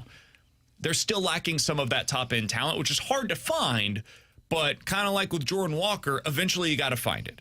And that's going to be the big test for them, is developing that kind of a player at the front end of their rotation. So that's what I took from this thing with Dustin May. I did a poor job of explaining it, but as I saw this piece from Ken Rosenthal yesterday, that was the biggest thing that I took away from it is, man, the bar to clear just isn't all that high for a number 3 starter in the playoffs. Yeah, I think a number 3 is inconsistent, but can go on runs of dominance. Like you look at Dustin May, I mean, like if you look at just his typical numbers, I think this is why we downgraded him when we went into the trade deadline. I mean, 4.38 ERA doesn't scream a guy that probably fits in as a number 3. But then when you take a look at more of the under the hood stuff, 3.14 FIP and 8.8 strikeouts per 9. That's a number 3 starter. That's a guy that when he gets hot can go on a run to what like we saw with the Cardinals. I mean, you really need a number 3 to just get hot for 5 games in the postseason, maybe not even that number, depending on how far you go. In a 5-game stretch this year earlier, we saw Dustin May have a 2.45 ERA, a 3.13 FIP. Now, he didn't have a ton of strikeouts in that stretch, but he can get on a heater. I mean, we saw that after his first 2 starts this season. That's what you're looking for, right? I mean, when you're talking about 4s and 5s, you're talking about guys that probably don't miss a ton of bats.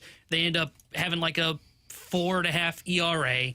And then you look at that number 3, and it's what you're talking about. It's that guy. When I think of like 1s and 2s, I think of guys like Mizrowski when he takes them out, and it's like, boy, we will celebrate when he leaves the mound as the opposing team and strikes fear into you. May doesn't strike fear into you, but when he gets hot and he gets going and everything is moving for him well, he could absolutely be Brandon Pfaadt for the Milwaukee Brewers this year in October.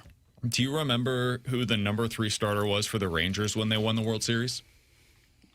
Let's see. They had Montgomery. Evaldi. I want to say they didn't have a number 3, but they must have had somebody. John Gray? Nope. He was in the bullpen. I have no idea. Andrew Heaney.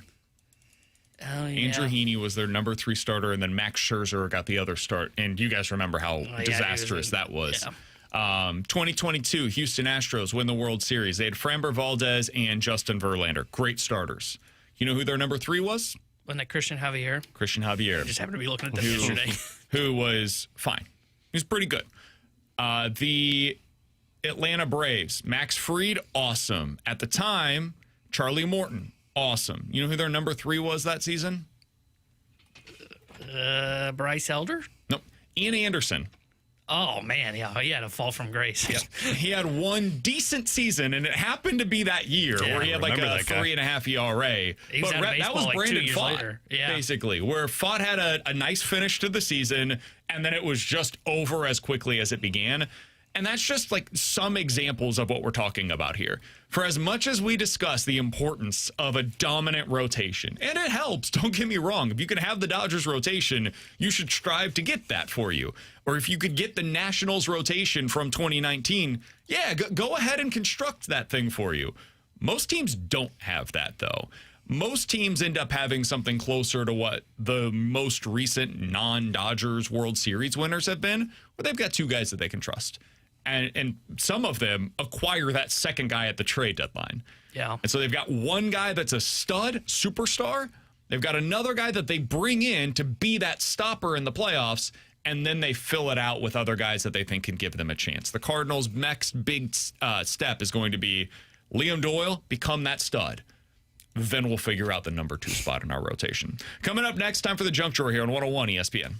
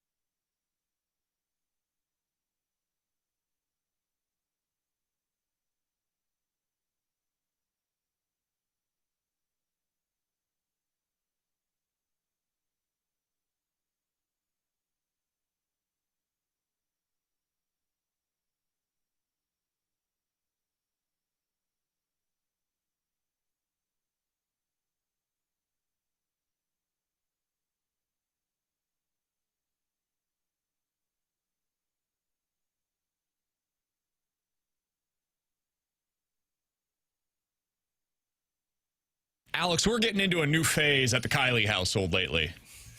Yeah. Boy, it's wild. I'm sure you've been through this before. Many of our listeners probably have been as well. I don't think we've talked about this on air just yet, but he's in the I can't do it phase where we will be hanging out and then suddenly his mood changes. It happens fast. It came out of nowhere.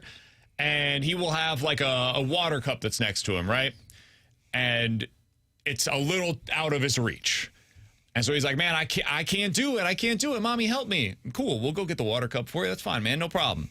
So we get the water and we give it to him. And then he like tosses it away. And then he starts like crawling towards it, army crawl style, and shouting once again, I can't do it. I can't do it. And it's just that kind of stuff repeatedly. The other day, he was going to the bathroom, right? He walks in, gets up next to the toilet, completely potty trained at this point, to the point where yesterday it's like 11 o'clock, wakes up and realizes I got to go pee, sprints to the bathroom to go. So he's potty trained. We get over by the toilet. He's standing up next to it and he's like, I can't do it, Daddy. I'm like, I don't really know how I'm supposed to help you with this one. Is this just a phase? This is what they go through and it's going to be fine in 2 weeks? Or is this something that's a little more long lasting at the age of 3? I can tell you right now, it's not going to just last 2 weeks. Okay, cool. My kids are 5 and they're still in the I can't do it or I don't want. I can't do it really means I don't want to do it. Do it for me, Daddy. That's what typically. But the problem is he doesn't then want us to. Like, we'll do it. Oh, yeah. Well, I guess that's the part and then he gets mad that we hand it to him. I guess that's the part that you'll phase out of because they don't get mad when we do it for them. They're happy to do it. And then once you do it for them, then they'll throw it and say, I can't get it, Daddy. I don't know, man. Kids are freaking insane with this one because mine don't do that. Mine do the whole, I'm going to go as slow as possible to test your patience to see how this goes. At bedtime, my oldest Adelaide likes to act like animals when we go to bed. So one night she'll be a frog. One night she'll be a worm. The one night she was a slug. She doesn't know what a slug is, but she wanted to be a slug. Sure. And it's literally crawled on the floor. And, the floor's kind of nasty every once in a while. And so it just irritates you so much. But it takes her about 10 minutes to crawl to the bathroom. So it's like, okay, whatever. Cool. So the can't do it phase, I never went into they got mad when you did it for them because typically when they said I can't do it and you do it, they're like, okay, cool. Now go do this for me. And then at some point we don't do stuff for him, generally speaking. This is like when he's throwing a tantrum. Yeah. Like if there's a tantrum that is attached to it, normally we'll say, it's all right, buddy, keep trying. Like you'll be able to do it. And we'll give him the time that we need to. But it's just a weird tantrum that comes out of nowhere. Yep. And I can't explain why it's happening or where it came from.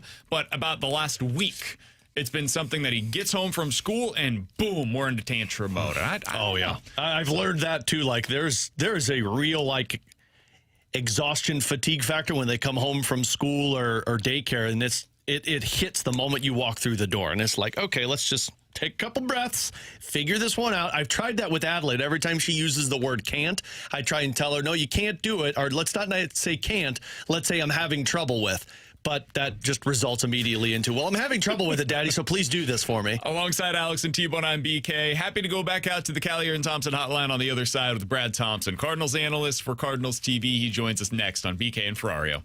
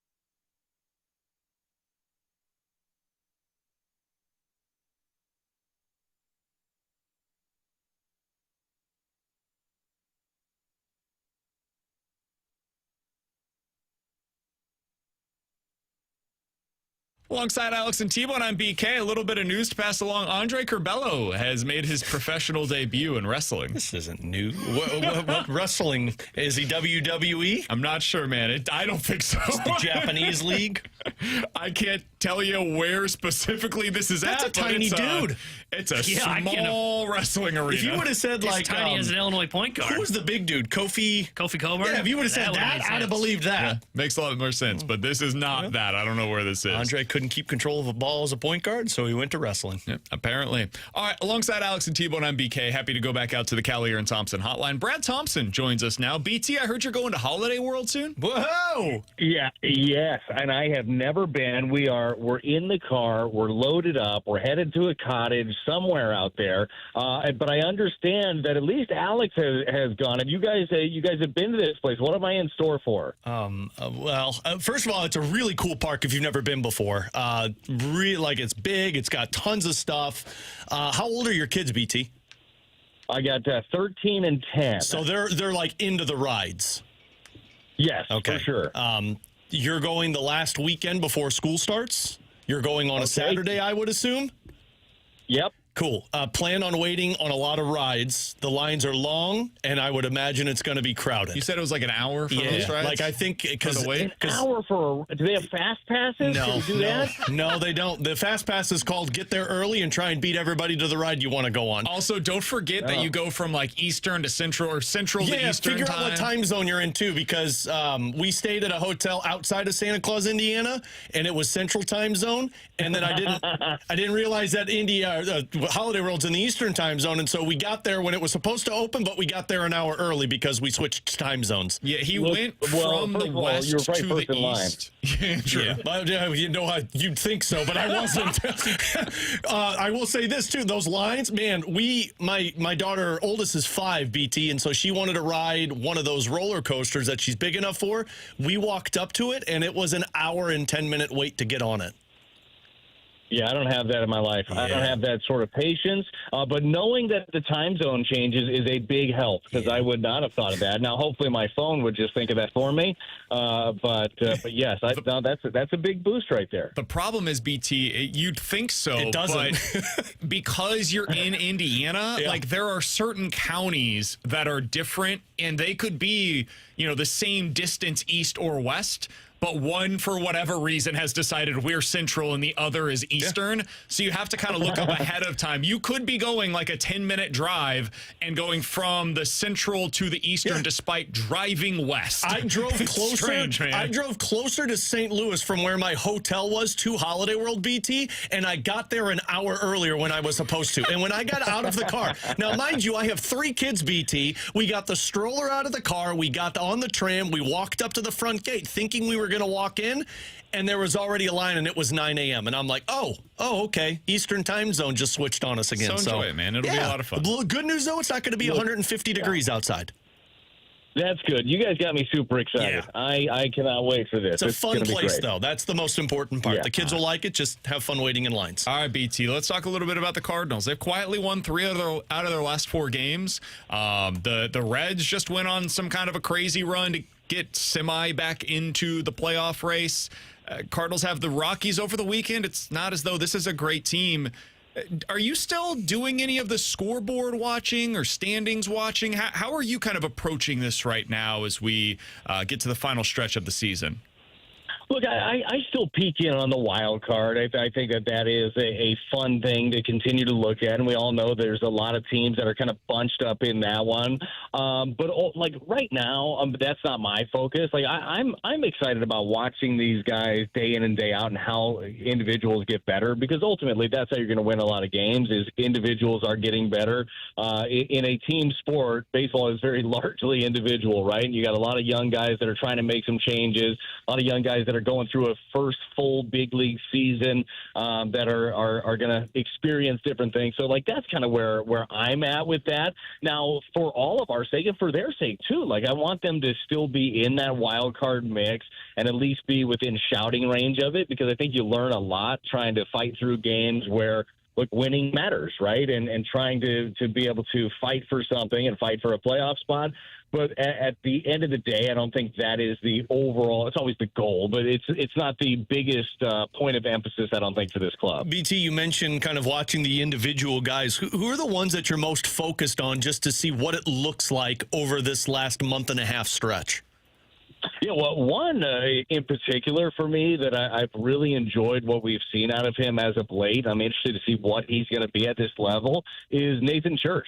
Man, like Churchy has obviously the 3-run shot on Monday was cool. He had a good offensive week. Even before that, he was putting together some way better at bats. His attention to detail was far better. The swinging decisions were a lot better. Like, he's been a high chase guy, and that needs to cut down, and it has been.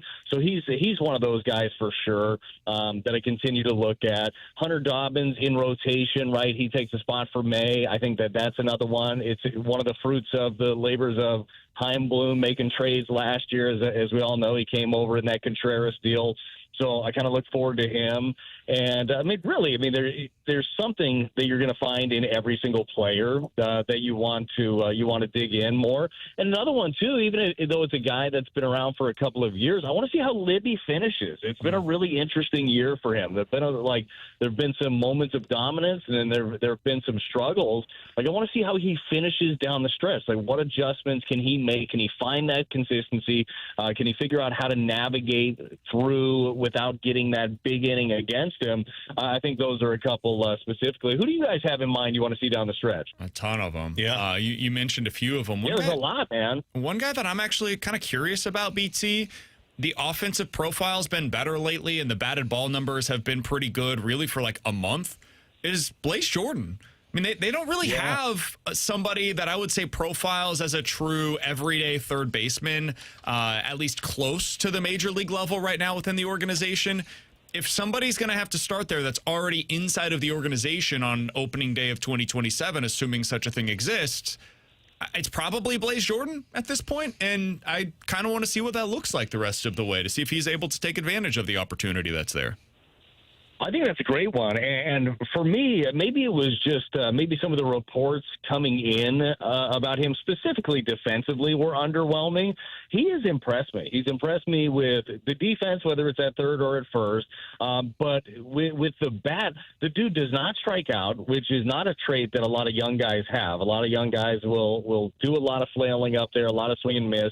He doesn't have that. He hits the ball hard consistently, does have a two-strike approach, and he's starting to do the things that they want him to do. A lot like we talked about with Jordan Walker, and different profile, obviously, but a lot like we talked about with him early on.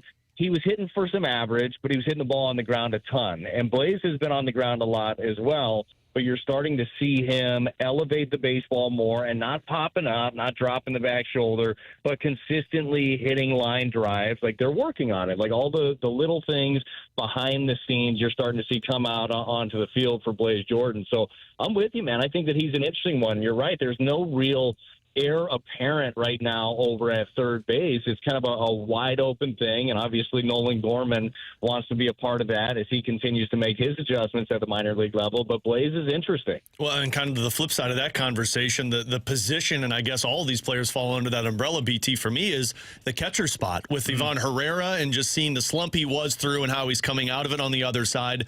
Jimmy Crooks and where that plays into it. And I don't know if we see him or not, but with Leo Bernal and Reynel Rodriguez on the rise, I'm very curious to see how that catcher position plays itself out the rest of this season going into next year.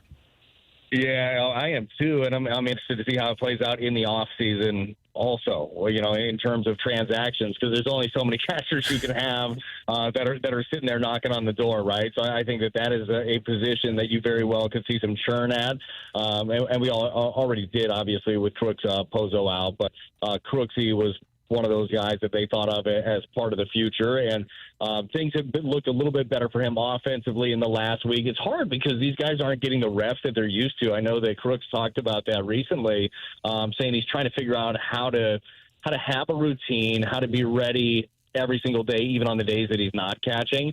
And it takes some adjustments. It takes a while to get to that point. But, yeah, the catcher position to me is one of the most interesting ones all around because Bernal, obviously a very good catcher, Gold Glove catcher in the minor leagues a year ago. Rodriguez is, if you are reading into all the scouting reports and you're watching him, I mean, he appears to be the future at the position. So there's a lot of good things up in the air. So a lot of things to still fight for the guys that are here right now trying to continue to make an impression. Brad Thompson is our guest for just another minute or two here on BK and Ferrario. BT, have you done much digging so far on Everson Pereira, the waiver claim that the Cardinals were able to add yesterday? I have done zero digging on him. He's headed to Holiday World. It's just curious. Zero. I don't have the Rocky series at all. I will do all the digging before the Philly series. Sure. But what do you got for me? You give me the scouting report. Interesting. Super interesting. I think probably bad, but also interesting. 25 years old, former top 100 prospect in Baseball America's rankings going into 2024, was number 67 overall by them. Ton of power. Huge cannon of an arm, has played center field at times in the past, has shown some ability to get to that slug this year at the big league level with the White Sox. Just ended up losing his spot there because they made a move at the trade deadline and is out of options. Basically seems like, hey, like 50th percentile outcome for Joshua Baez basically is what Everson Pereira is right now. So I find him to be a really interesting waiver claim that I'm kind of surprised the Cardinals were able to get based on where they're at in the process. But why'd you think he was bad? It. Well, he strikes out 37% of the time. Well, we've seen that before. Like, who knows? What do you do with the rest of the time that you do? You have another 63% to do stuff. No, that's super interesting, and that's something that they've been trying to acquire more of. And again, this is using a term that they use in the front office a lot, and I know that Rob Serfolio, assistant GM, uses this one. Like, they try to find the player and figure out what their superpower is. Right, your superpower is power bat. Okay. How do we tap into that more, right? How do we find this skill set that you have, continue to pour into that, help you out with some of the deficiencies that are there, and put you in the best position for success? You've seen this team now go after higher upside type players. Now, does that mean that there's a lower floor sometimes? Yeah, maybe. But I kind of like the way that they're going after some of these skill sets, whether it be from a pitching standpoint with swing and miss stuff, or from a bat standpoint with big time power, because like whether fans love it or not, and I find myself in a bit of a mixed bag sometimes, this is where the game is. The game is swing and miss. The game is home runs. The game is slug. And if you're not playing that game, there's a good chance you're not winning. Somebody on the text line said, are his numbers at the big league level better than Gorman's? Nope. But you can dream on it. He's got power.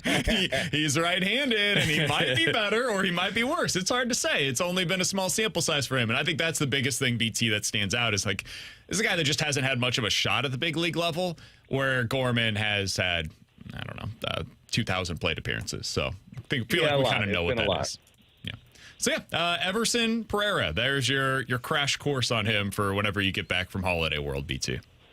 Well, you just saved me plenty of time. I appreciate it, and I'm looking forward to it. Hopefully it's a fun weekend. It's always way more fun to come back to the booth after they won 2 out of 3, or 3 would be great, and everybody's in a good mood. Those are my favorites. Yeah, well, they've got the Rockies, so there's a real shot of being able to do that. The only team they find a way to beat is my Kansas City Royals. BT, be well, man. Enjoy yourself this weekend. All right, boys. Have a great weekend. I'll talk to you next week. It's Brad Thompson joining us here on 101 ESPN. The Rockies swept the Royals, for those that aren't familiar. I heard your team was really good, man. Ouch. God. Got swept by the Rays, got swept by the Padres, lost 2 out of 3 against the Brewers and the Nationals and the Reds, but they sure did find a way to whoop up on my Royals. Well, the Angels did win 2 of 3 against the Cardinals, too, so. I'm trying to see if they had swept any other series this season. Surely not. They've barely won. I think the answer is no. That's not a pretty thing. Oh, they swept the Mets, which probably should have been the first sign. See, we said that in the first series opener when they played that team. And they swept the Astros in mid-April. So, yeah, that's it. They've had 3 sweeps, only 1 sweep on the year since May 1st. Not what you I want. can't wait to check in with BT. That man is going to be waiting in so many lines this weekend. Yeah. But he's going to have a good fun. time, though. Especially his kids. His kids are at that like perfect age, 13 and 10, that understand what patience is. My 5-year-old didn't. My 5-year-old was like, why can't we walk to the front of the line right now?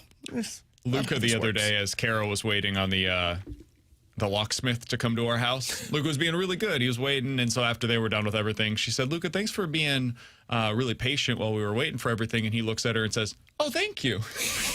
So, yeah, kids, they have a different way of themselves. Yes, they do. Coming up in 15 minutes, we'll play a game of One's Gotta Go. You give us 4 different options. We'll tell you which one's got to go. But next, is this time going to be different for the Cardinals pipeline? T-Bone has some thoughts about it next here on 101 ESPN.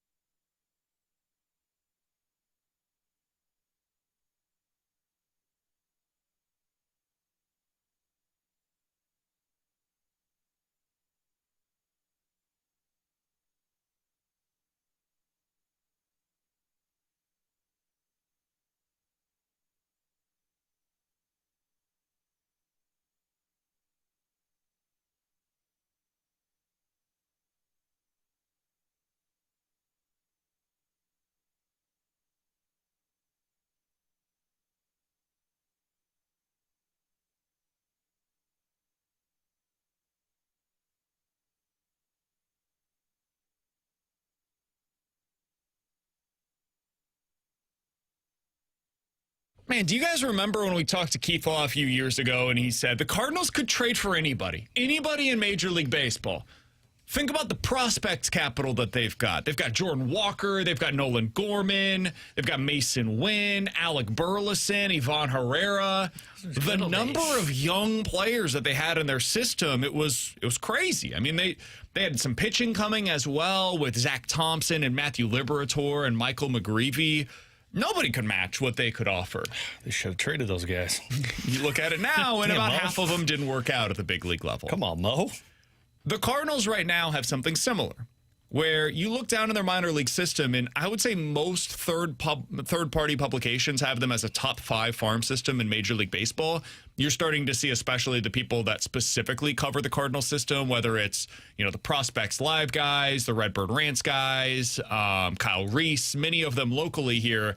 They're talking about how this might be the best the Cardinals farm system has looked since they've been watching and covering the system. So you're talking about in the last decade plus. T-Bone, I'll start with you because you're the one that kind of presented this topic to us. Is it going to be different this time? Are you actually going to get more out of it than when they had their top 10 prospects in the system in 2018, for example? Alex Reyes, Jack Flaherty, Carson Kelly, Tyler O'Neill, Harrison Bader, Dakota Hudson, Jordan Hicks, Ryan Helsley, Andrew Kisner, and Randy Arozarena. Good luck with this one, T-Bone. Is it going to produce more than that? Or is it going to be kind of the same thing where half of these dudes that we're really excited about ultimately amount to more or less nothing? I think it's going to be probably that, where half these guys that we're excited about end up flaming out in the system or flame out up at the big league level. I mean, I think this is what prospects do, right? I mean, how often have we ever seen a lot of teams, I think, typically max out around 5 top 100 prospects. Some systems become really well. Like you look at Milwaukee, there's just 10 guys. But how often do you see a team hit on all of those guys? It never happens, right? So I'm glad there's excitement around the farm system because I'd rather have that than looking at the farm system going, shrug emoji, who's going to be coming next. But I feel like there's all this hype going on about, wow, look at this farm system. This is going to be great. This is the next wave. And then I will look back and go, 2022, I heard the exact same thing, and that wave kind of had a little bit of a moment, but nothing of meaning. Even that one that you mentioned, 2018, they hit on one really good season out of Jack Flaherty, 2 really good seasons out of Jack Flaherty, 1 great season out of O'Neill. End of accomplishments out of that pipeline that really had a major impact. So I just fear we're starting to get a little out over our skis on the pipeline. It's good to have this much depth. And if you can hit on 5 of your top 10, making it to the big leagues and making an impact, that would be a huge win for the St. Louis Cardinals. My initial reaction to when you ask the question is, well, they should have more success because you trust Chaim Bloom, and Chaim Bloom is the one that's identifying this talent. And I went and looked at this 2023 Red Sox top prospects. This was his last year there, so marinating in the system a little bit. Marcelo Meyer, he was the number 1 prospect for them. Tristan Casas. He's kind of like O'Neill and Flair. One good year and injuries have taken his career. Sedane Rafaela. Great defender. He's actually put a good offensive year together this year. Miguel Blaise. Who? Yep. He's in Double-A for the Red Sox still. He's still playing. 22 years old in Double-A. Probably not what you want. Mikey Romero. And he's hitting 229 this year. Mikey Romero. Never heard of him. Nick York. Never heard Brian Mata. Brandon Walter. Edinson Polino. Roman Anthony.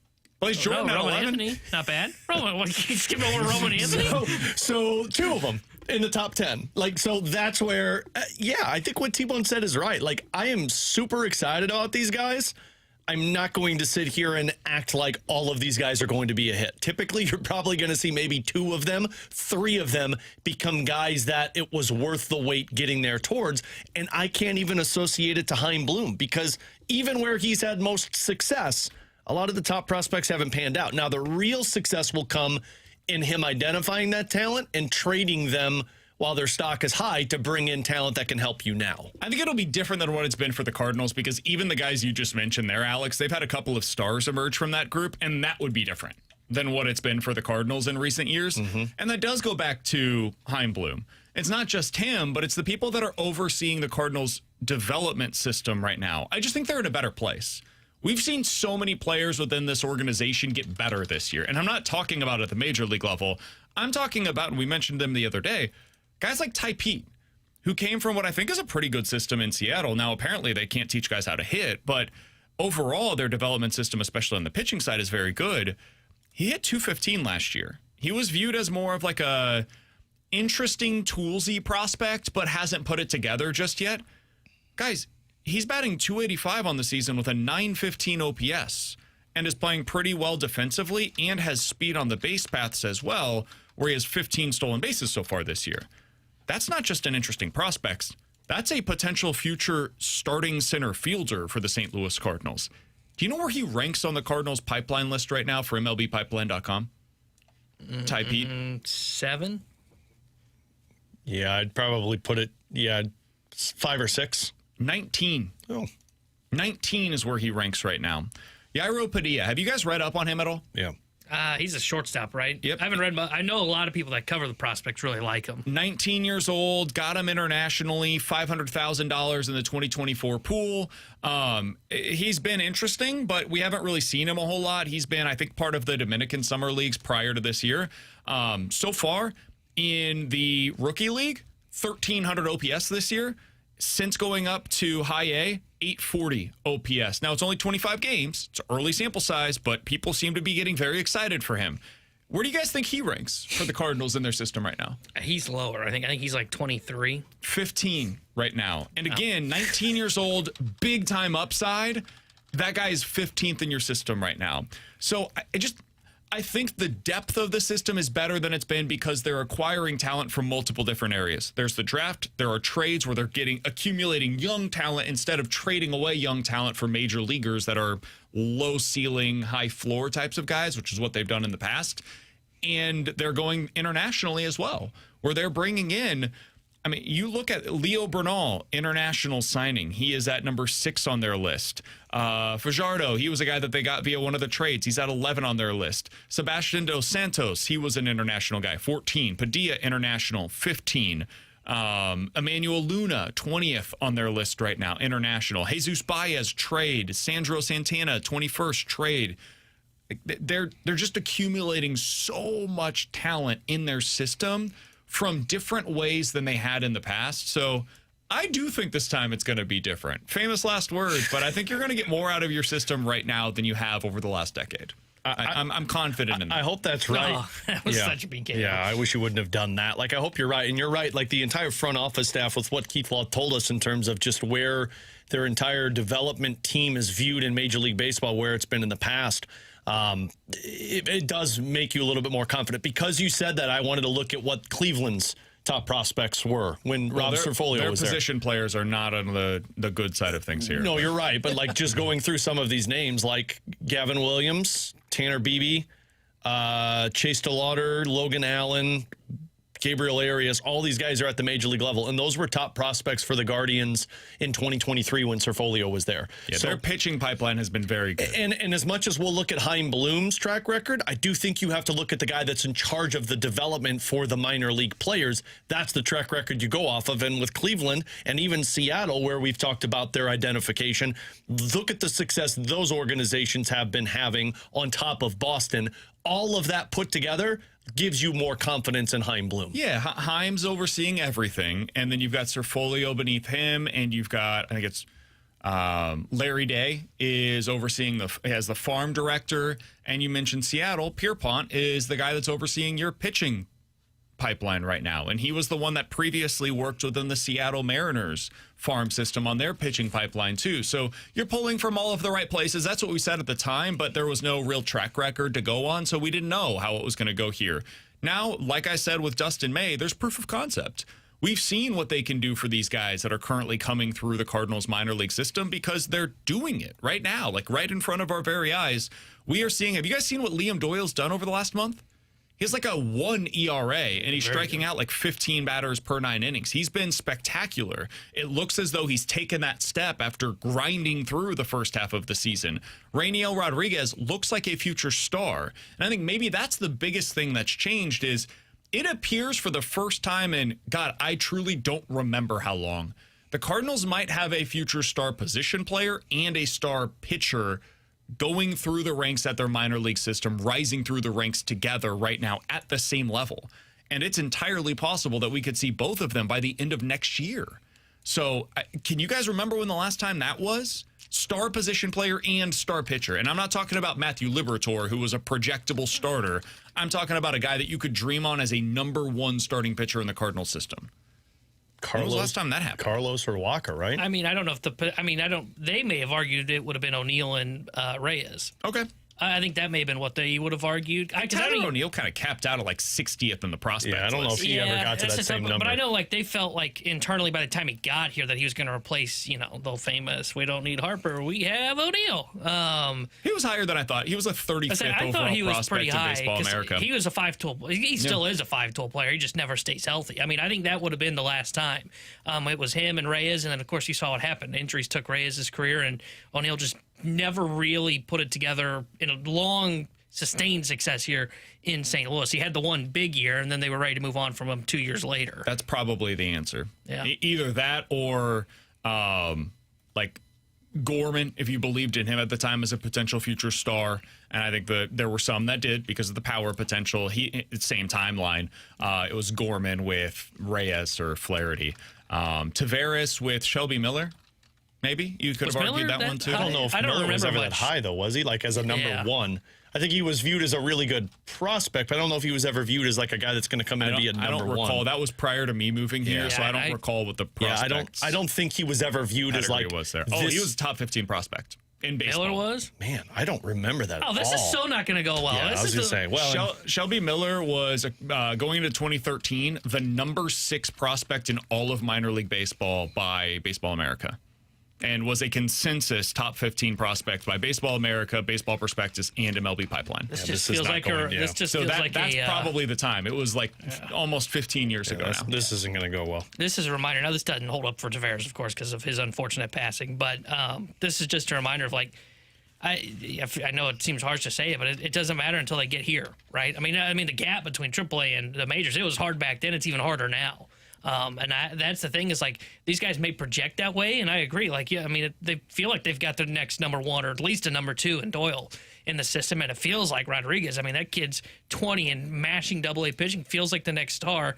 Then it's a matter of what happens when you get here, and that's what will ultimately decide whether or not this was a success for Heim and them. That will be the thing that is when we can judge if the pipeline's really up and running. Man, Shelby Miller, 2013 to 2015, over that stretch of time, 3 years. Started 95 games, had a 3.2 ERA. Man, was he good. Was that in Atlanta or was that prior? 2 years here, and then the third year was in Atlanta. 1 year he was good in Atlanta. Yeah, his Atlanta year, by the way, 3.0 ERA, started 33 games, threw 200 innings. 6-17 was his record. They were bad. Led the National League in losses. That was the guy that got you Jason Hayward. Yeah, but trivia question, what did Atlanta then flip Shelby Miller for? I have no recollection whatsoever. I'm 90% sure I'm right on this. You can't have a trivia Dansby question. Swanson. They flipped Swanson, who was the number 1 overall pick the year prior. To the flipped Diamondbacks? Miller to Arizona. Arizona, right? Yeah. TLR wanted him because I think TLR was the guy running the show back then in Arizona. And they flipped him and they got Swanson at the Miller and Gabe pick. Spire in exchange for Dansby Swanson, Ender Inciarte, and Aaron Blair. Update, Braves won the trade. Yeah, wow. What a bad trade. It was projected that they were going to go Zach Greinke number 1, Shelby Miller number 2, and just ride that thing. There's your number 1 and 2 that we were talking about earlier today. And they had Goldschmidt in his prime. Like it made sense, not trading the number 1 pick. That was stupid. But I got how to the point where Arizona would say, imagine if we had a number 2 behind Greinke. We've got Goalie, who's an MVP candidate. And I don't remember who the other piece was. Man, can you imagine if the Cardinals held on to Miller for 1 more year, avoided the Jason Hayward experience? Now, 2015, the Cardinals were very good, to be fair. But let's just say they held on to Shelby Miller for 1 more year, and then they made that trade. And they got Dansby Swanson instead of landing Jason Hayward. Who was the shortstop at the time for the Cardinals? Then probably like Aledmys Diaz. 15 might have been the end of 2015. I think that was the end of the Johnny Peralta era. Wasn't that Diaz? We could have used. No, that's too early for Diaz. He would have been like after 17, I think. Yeah, 17. Peralta was the shortstop that year. Diaz was the next year. Diaz was 2016.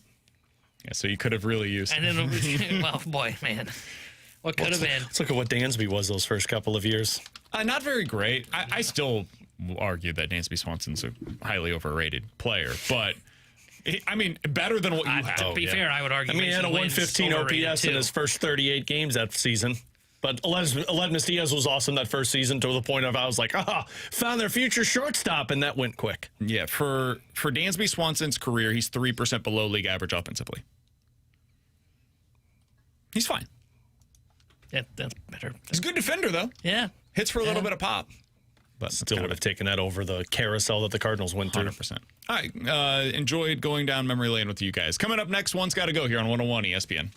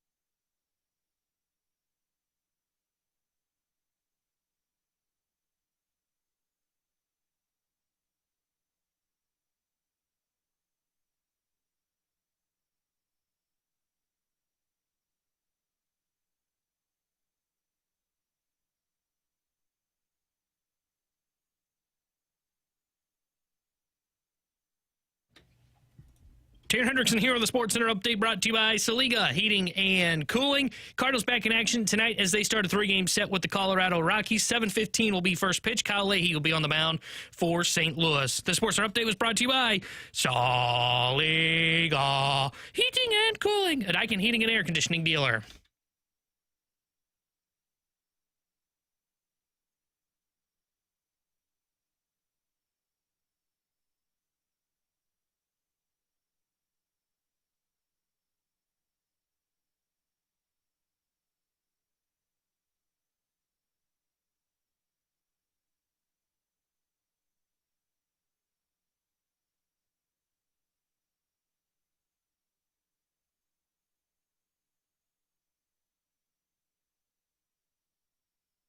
314-399-9646. That's the Air Comfort Service text line for One's Gotta Go. Let's get to these from the text line. From the 618, One's Gotta Go Salad Edition. I'm assuming this is salad dressing edition. I was like, because nobody's salad right now.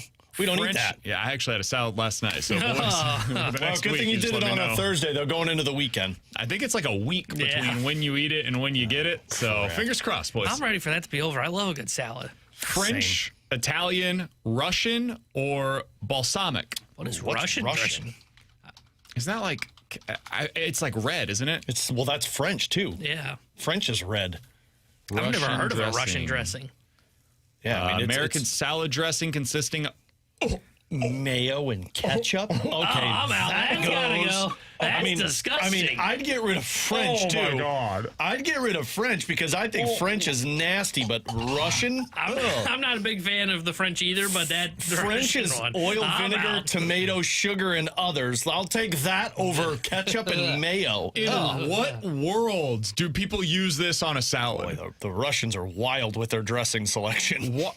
Why is it called Russian dressing? There's no way. Apparently, Russians like ketchup and mayo. No way. I mean, I'm not going to down their culture, but they're big. Yeah, I can't. Local historians claim the mayo-based version was invented in New Hampshire in the 1910s. That's not Russia. And the Russians maybe just in the winter that one it feels over. like it, but.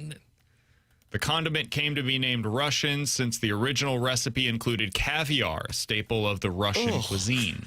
God, this is not getting any better. Worse. Oof. All right, 314-399-9646 is the Air Comfort Service text line for One's Gotta Go. One's Gotta Go. 3-on-3 NHL overtime or runner starting on second in extras in Major League Baseball. Runner starting on second.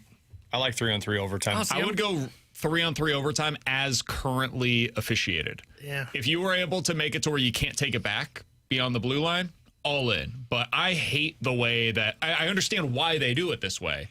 It's smart, but I hate the way that we play 3-on-3 overtime right now. Agreed. I think it's still entertaining. I hate the shootout. The shootout's the point for me where it's like, this is dumb. See, this is the reason why I'm willing to get rid of 3-on-3 overtime. Like if you go back to 5-on-5, for example, or 4-on-4 like they used to. Don't do that either. I know after 5 minutes, guess what? We get to go to a shootout. The game's going to wrap in like 30 minutes. Baseball, if you didn't have the runner at second, you guys remember those marathon 18, 19-inning games? All the Cardinals would be out west. Oh, awful. So get rid of 3-on-3 overtime. Let me stick with the Manfred man. One's got to go pie edition. Strawberry, cherry, blueberry, or blackberry. I've never heard of strawberry pie before. I'm interested in trying it. I love strawberry. Delightful. I don't like blackberry, so I'd get rid of that one. All of that is too fruity. Blueberry, I'm assuming like I'll do blueberry cobbler any day of the week. That's pretty good. I think I would rather have a blackberry pie than a blueberry pie. I'll get rid of that one. I don't like blackberries. I will say, I think cherry pie as I get older, it's a little too artificially sweetened. So that one also I'm good with. I always love a good cherry pie. Get them all out of here. That is too. We don't eat fruit and pie. Pie's supposed to be unhealthy. Let's put some chocolate in that bad boy. Yeah. 314-399-9646. That's the Air Comfort Service text line for One's Gotta Go. How do you not have diabetes, T-Bone? One's Gotta Go BK edition. Newark or Lambert Airport? How about any airport for BK? I like Lambert. I think it's super easy to use. It's convenient. It takes like 5 minutes to get through security. So I've got very few issues with Lambert. Because nobody likes Lambert outside of St. Louis, it feels like. I just don't know why. I don't either. Because it's not just big. complain about airports to complain about them. Most of them are fine. Yeah. I've never had. I try and stay in an airport as little as possible. I actually think Lambert's one of my favorites. Like, you can go in, get a beer, take it back to your seat in a plastic cup. What more could you ask for? Come on, guys. Hell yeah. And you can get a good airport Chili's every once in a while. But for real, the food's pretty much terrible no matter what airport you go to. True. There are very few airports that have actually good food, and all of them are expensive when you're there. So that's going to be a knock against every airport. I just don't. It's super convenient to get from one side to the other. That's the thing. I just don't rank airports or rate airports because my goal is to be in it as little as possible. Yeah. So I get there, get through. If you're convenient enough for me to go in and get through and get to my flight, I'm all in on it. But in the event that you had like a 3 or 4 hour layover somewhere, that would never happen. But if you did, for whatever reason, I think Lambert's fine, even in that area. I probably got craft beer that I can go sit up at a bar and drink a beer if I want to, or I can literally, again, I can go to the counter, get a draft beer for $10, take it back to my seat and drink it while I'm over by my family at my leisure. Like, it's great. You just tell me there's craft beer. I'm there. I don't airport, bar. I'll be there. Orlando's airport kind of sucks. That one I don't enjoy. I've heard bad things about Orlando. I've never been to it, but I've heard some nightmare stories. Get in and get out there. It's big. It takes forever to get through security. You can't get a beer to go. That's just one of my biggest things. Can I get a beer to go, please? Like how the biggest thing is get me a beer I'll to give go. you 5 stars on Yelp. I need a beer to go. That's my level of judgment for you. My ideal, what can I have at an airport to make my experience the best? 1, beer to go. 2, semi-healthy food. I don't need it to be like the greatest thing in the world, but give me something that's a semi-healthy option for when I'm leaving wherever I'm at. Because I probably ate like absolute crap for the last week. Yeah, Can I have something that has like a vegetable in it and isn't coming from a vending machine? Yeah. If I can get that, that would be great. I don't eat at airports because the worst thing in the world for me would have to go to the bathroom on an airplane. Touche. So I just decide to starve myself until I get home on that flight. One's got to go NFC East quarterback edition. Hurts, Prescott, Daniels, Dart. It's very clearly Dart, right? Yeah. Yeah. Although Daniels is pretty awful too. Oh, Jaden Daniels. Sorry, I was thinking of Daniel Jones, and that doesn't even play into Danny that. Dimes is still better than Jackson Dart. No, he's not. He plays football. One's got to go downtown area around the sports stadium edition. Denver, L.A., Atlanta, or St. Louis. I've unfortunately never been to L.A. or Atlanta. Denver's is great. Denver's is really cool. You were in L.A., weren't you, for the Pujols thing? You're the worst. You caught the ball. I'm guessing they're talking about the Ram Stadium in this area. Gotcha. Atlanta's probably talking about the Braves and what they've built around it. I've heard it's great. Yeah. I've never been. I just have zero interest of going to California, so I'd say L.A. goes. Probably. Because I'd like to go to Denver. I'd like to try Atlanta. I've driven through Atlanta multiple times. I just have zero interest of going to L.A. I'll say St. Louis just because I've been to that. I want to go to L.A. Somebody on the text line says, beer to go and healthy food. BK sounds like quite the contradiction. It is. It's okay, as long as he equals 0. Yeah. Well, the beer works because you're having the healthy food. Yeah. One cancels each other out, as we know with T-Bone's diet. Yeah. I mean, I'd go for beer and a nice toasted sub. I was going to say, I'll go for some good Mickey D's. Maybe some I chips. typically try to get like some kind of, if I can, like a bowl, like a Chipotle-style bowl. Get as many vegetables thrown in there as I can. Rice, chicken, vegetables, steak. Great. I'm in. Salsa. That sounds awesome. So something like that, a salad when you're not worried about explosive diarrhea. I was going to say, don't get the salad with explosive diarrhea on a plane. Yeah, something like that. Like when I came home from Newark, at the time I thought I was going to be just fine, and so I had this like quinoa bowl, and what? That was the only thing that I ate for like the next what the hell's 12 hours. It's healthy. It's like a karate chop sound. It's healthy people food. We don't eat it, Tanner. Our kind doesn't eat that food. Good. Coming up next, the Rewind here on 101 ESPN.